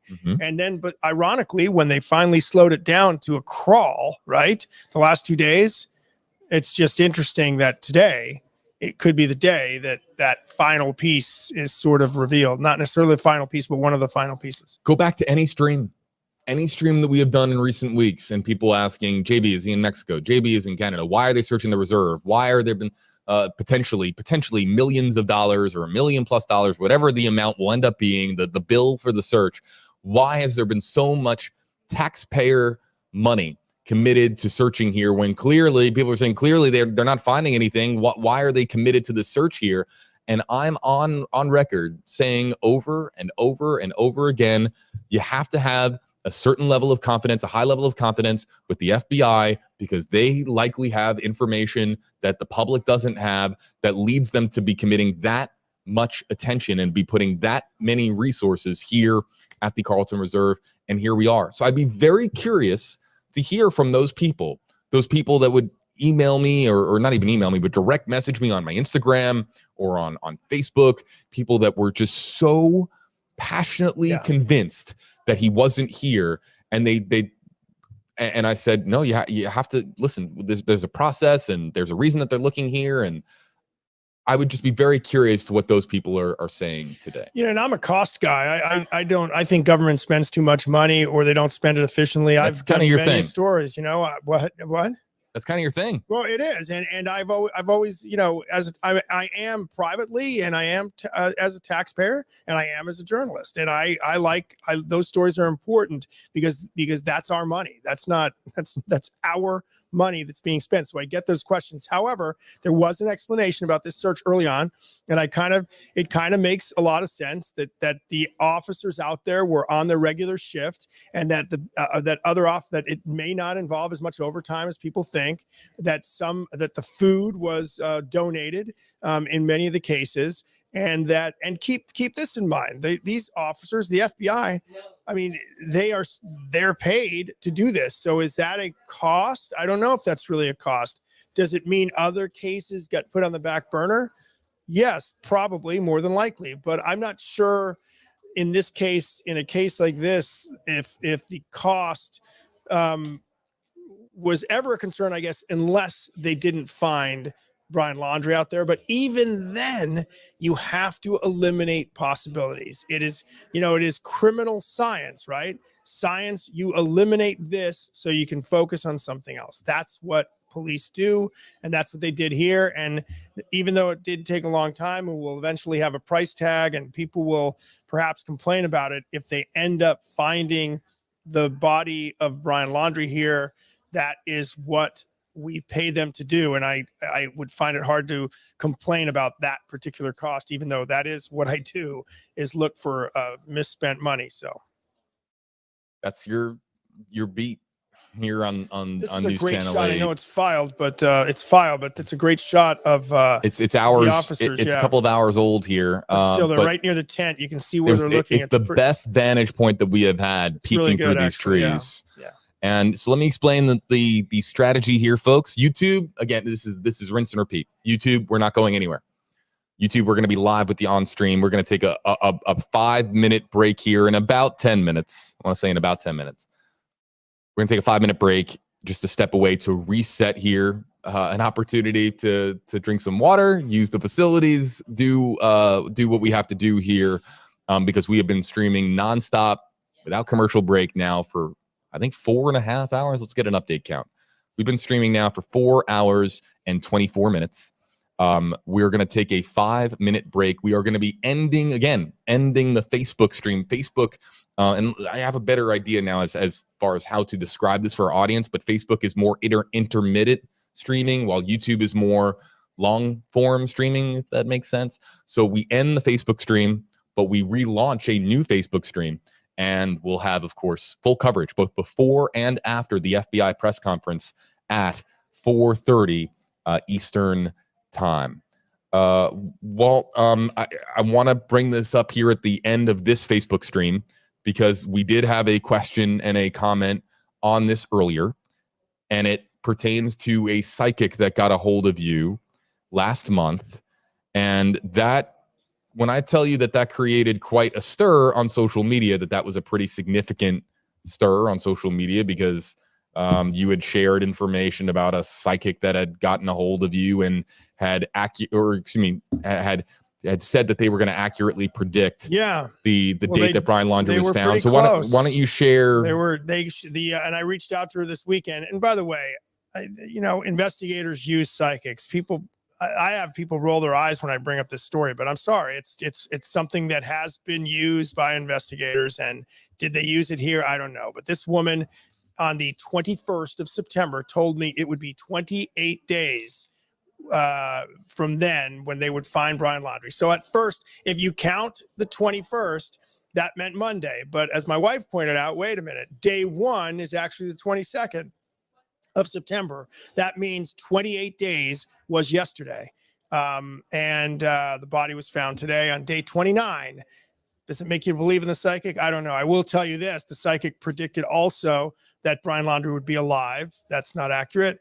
Well, we don't know. Let me rephrase that. We don't think that that's going to be accurate. And also predicted that, and this is sort of, and I'm as skeptical as the next guy, but this end would be found, she did say, near water, near the banks is how she put it. So really, in the end, it turned out to be water. Water was a big role in this, just not in the way that was originally thought to be. And again, water we is don't know if it's receding. the end. We don't know if the end, but if it is the end, then that particular psychic was pretty close. It gave me an exact day, not a round number. So I don't know. It's interesting, very interesting. I think it's something that people have been reaching out to me. What day did she say? What day did she say? And I did reach out to her on over the weekend, and she said I still see that happening. But again, she thought he'd be alive. And we don't know that he's not at this point. We do not know anything. We'll find out more at 4:30. We'll find out more in 27 minutes. But again, 28 days from the 21st of September brings us to Tuesday. Today's Wednesday. So one more comment from our Facebook audience in this one particular Facebook stream. Becky Lunsford, #AJB. So chances are he's been in there for a while if this is his remains. And yes to Becky. That there is a chance that he has been in here for a while if this is in fact his remains. Does this mean that he was wandering here for weeks and weeks and weeks before something occurred? True. If that's true, that is just we don't know.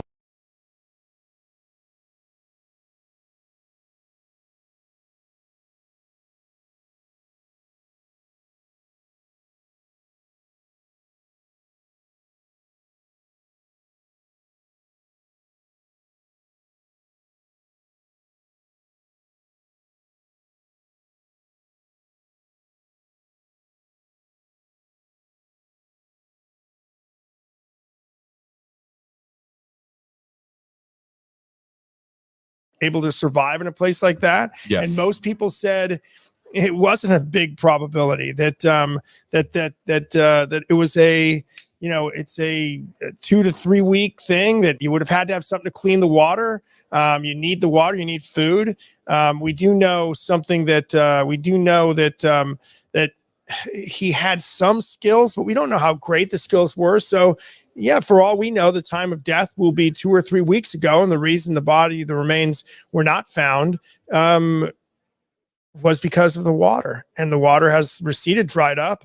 But again, we don't know anything about this other than from the FBI that items of interest were found. And for all we know at 4:30, that's all they're going to elaborate on. We will see, we will hear in 25 minutes.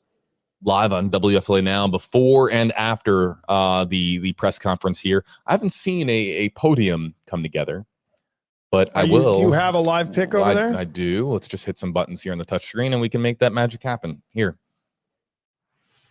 So, nope, look at that. Right.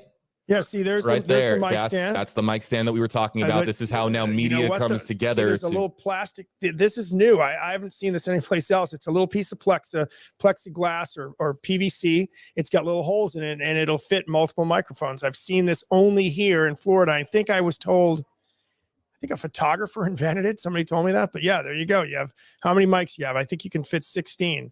So there you have it. There will be some competition for getting a prominent spot, and it's this is a little behind the scenes of what goes on before the mass audience press conference gets underway. So we'll be live here, everybody, on WFLA Now but really before 4:30, and we're not going anywhere. We're staying live on WFLA.com.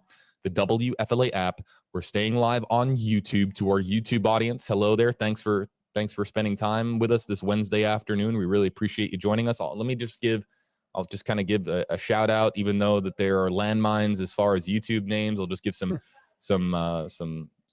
comment, some shout outs to some users here specifically on YouTube, just to say hello to our YouTube audience. Cynthia May is joining us. Philip Smith. Let's see here. Dimples. Yeah, the names on YouTube are quite different than the ones you would find on Facebook. Let's see here. Sam Balti. They're just coming in so fast. Alice Boyce. Mark Jones. Michael Marsh. Hello to our YouTube audience.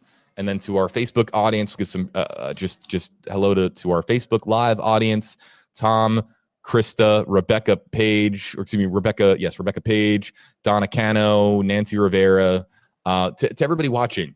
We appreciate you joining us here, everybody, on WFLA Now. How this is going to work: we are going to take a momentary break, just step away, so that Walt and I can grab a drink.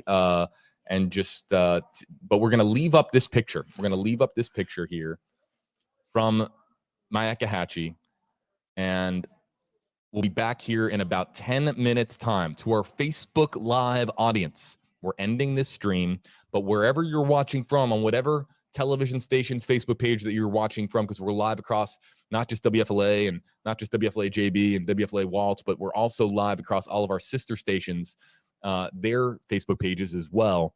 So we're going to end this Facebook stream and be back live on Facebook here in about 10 minutes time. To our audience joining us here on YouTube and on WFLA.com, the WFLA app, don't go anywhere. We'll be right back here on WFLA Now.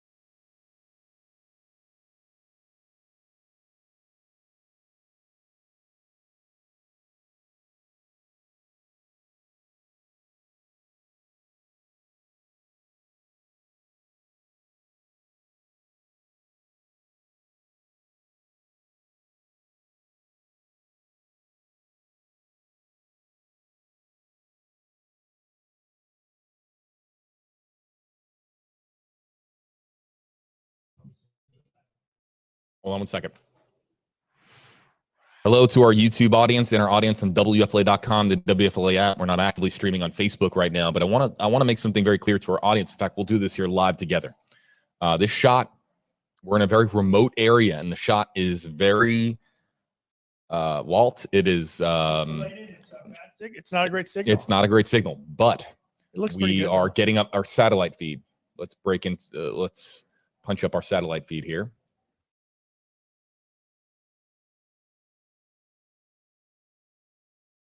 That's significantly better. Very Significantly clean. better. So 4:30 Eastern press conference live via satellite now.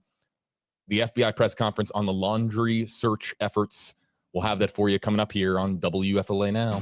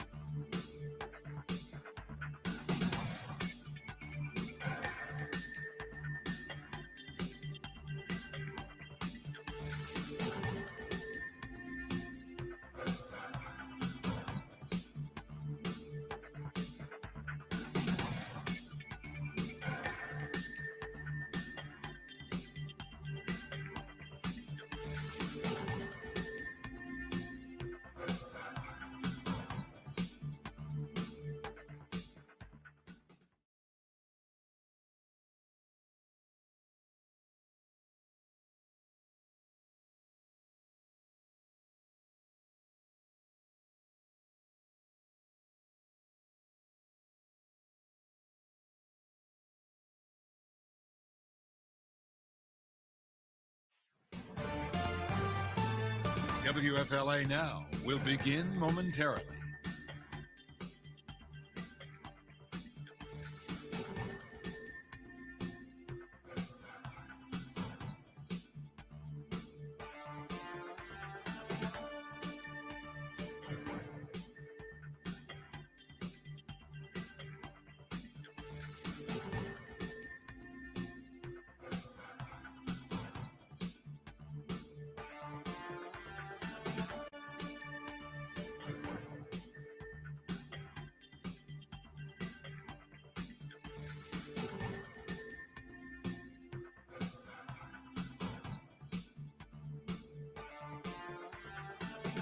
WFLA Now will begin momentarily.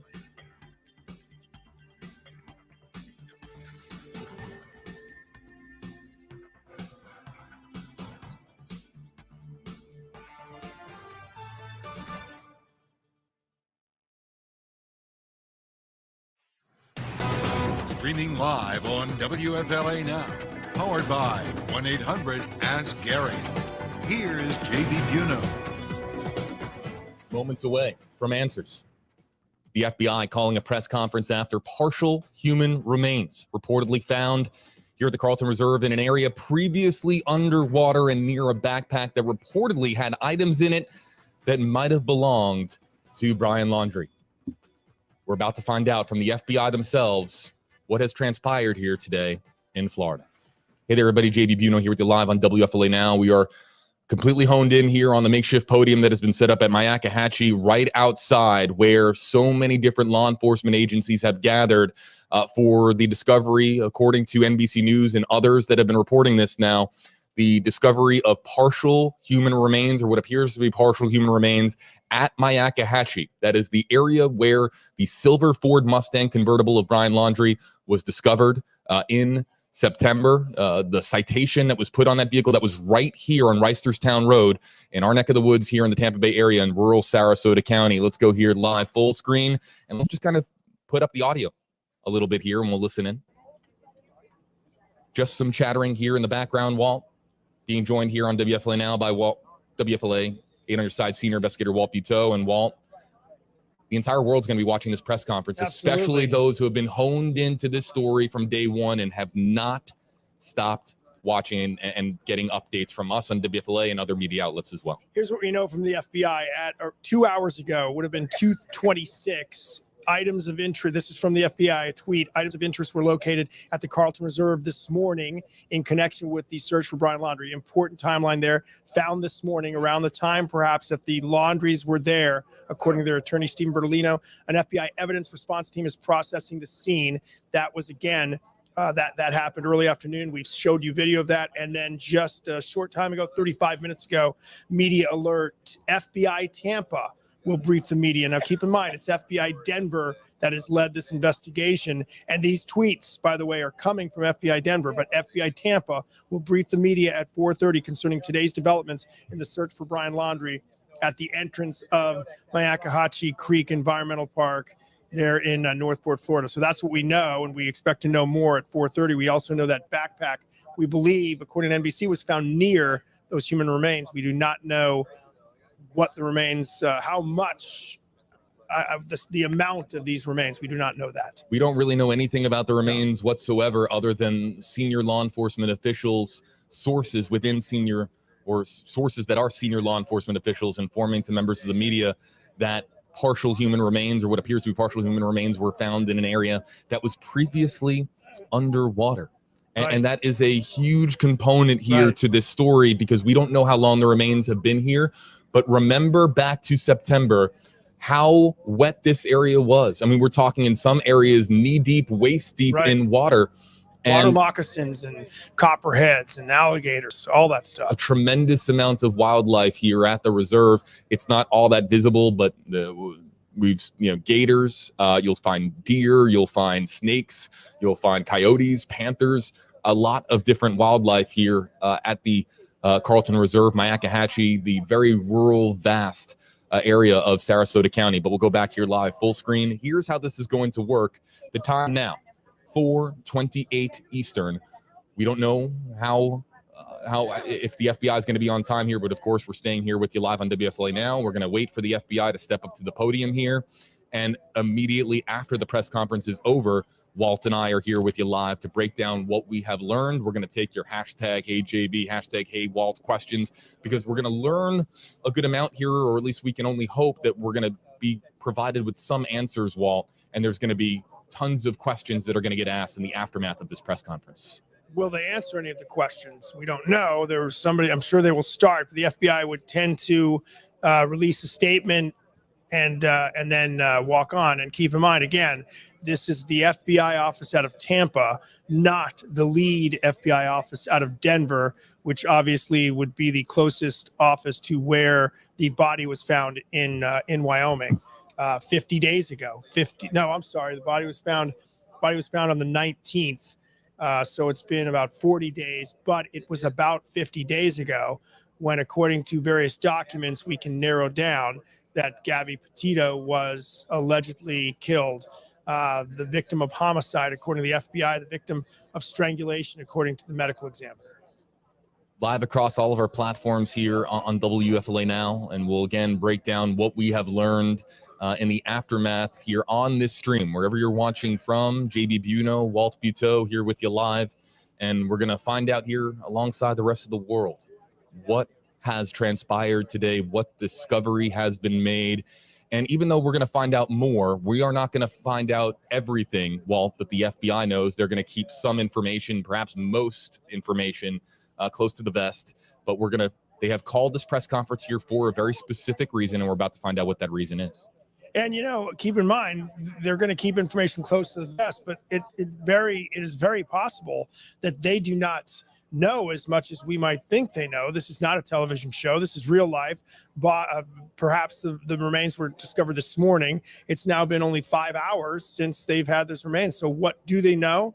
They may not know a whole lot. They may be telling us very basic information because that is all they have. Obviously, no forensic study on these remains. We do know when Gabby Petito's remains were found, it was, I believe, another day or so. That was on the 19th that the news conference was held, that the remains were found, and they identified them as Gabby Petito.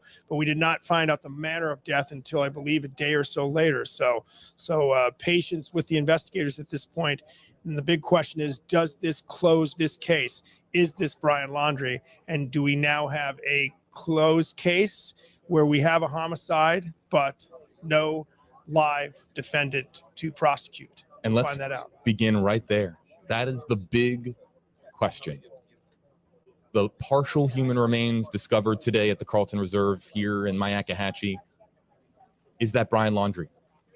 Is that Brian Laundrie? So many people, of course, have been on the lookout for Brian Laundrie. There have been sightings. Here comes the FBI. We're back here with you live on WFLA Now immediately after the press conference. Very good. Good afternoon. Josh Taylor with the Northport Police Department. Thank you for your continued diligence on this story, and thanks for your patience. As you know, the Northport Police Department has worked collaboratively with the FBI throughout this investigation. Special Agent Michael McPherson is going to make a prepared statement. There's not going to be any questions today, but hopefully it answers some of them. Thank you.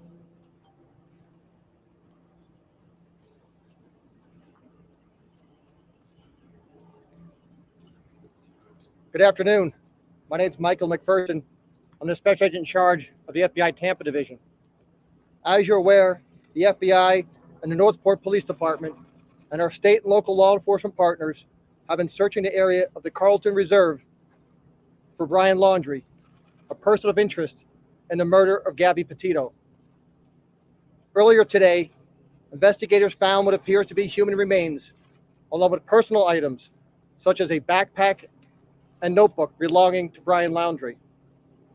These items were found in an area that up until recently have been underwater. Our evidence response team is on scene using all available forensic resources to process the area. It's likely the team will be on scene for several days. I know you have a lot of questions, but we don't have all the answers yet. We are working diligently to get those answers for you. We are grateful for the dedication and professionalism of the Northport Police Department, along with our partners from the state and local agencies. Complex investigations such as this cannot be accomplished by one agency alone, but there's just too many agencies to name them all here today. Portions of the Myakkahatchee Creek Environment Park and Carlton Reserve will remain closed to the public until further notice. This is an active and ongoing investigation, so we ask the public to maintain distance from any law enforcement personnel, equipment, vehicles, and other related activity for the safety of the public and to protect the integrity of our work. We have no additional comment related to today's activities. Our FBI Denver office is the lead investigative agency, and all future inquiries should be directed to them. We appreciate the tremendous support from the public and continue to ask for your assistance in bringing this investigation to close. Thank you.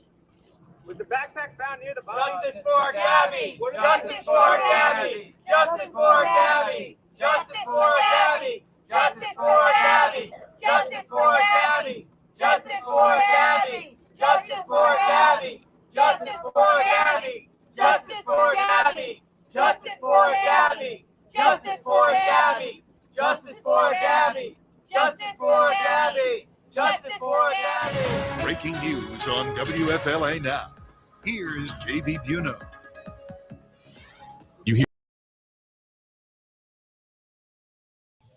I'm really not happy about it, you guys. I don't have much else to say about it.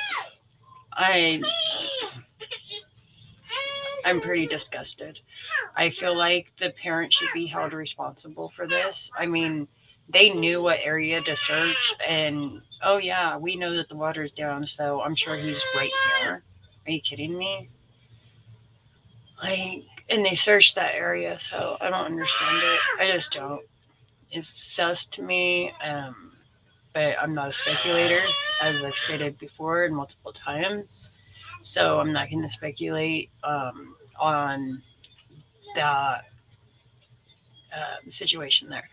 I'm going to let the police do their job and do the speculating and the investigating and just hope for the best and hope that they somehow hold somebody accountable.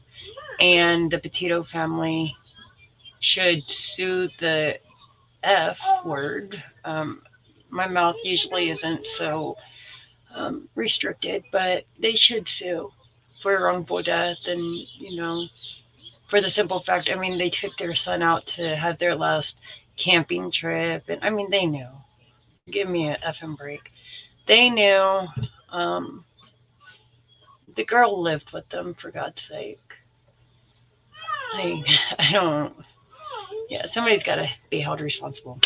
So this live has been going on for almost 3 hours, covering up until this point of the news conference, press conference, which they gave us a lot of information without giving us any information, and it breaks my heart. So I'm going to end this feed because, like I said, I mean, I am not here for Brian Laundrie. I have no pity for him at all. Like, I don't know. I don't feel bad. I don't feel bad for the family at all for their loss. I don't think that any life should be lost, but the way that he took Gabby's life is wrong. It's just totally wrong. Get up, honey. We'll get up and try it again. Okay, you guys, my kid is going nuts right now, and yeah, I am so sorry to the Gabby Petito family. Now you guys probably won't receive your justice, and I don't know, at least we could do something to honor Gabby's name, though. I mean, we all have. She's gonna rest easy now, hopefully, and Brian's spirit had just better stay away from her. That's all I gotta say about it. All right, y'all. Peace.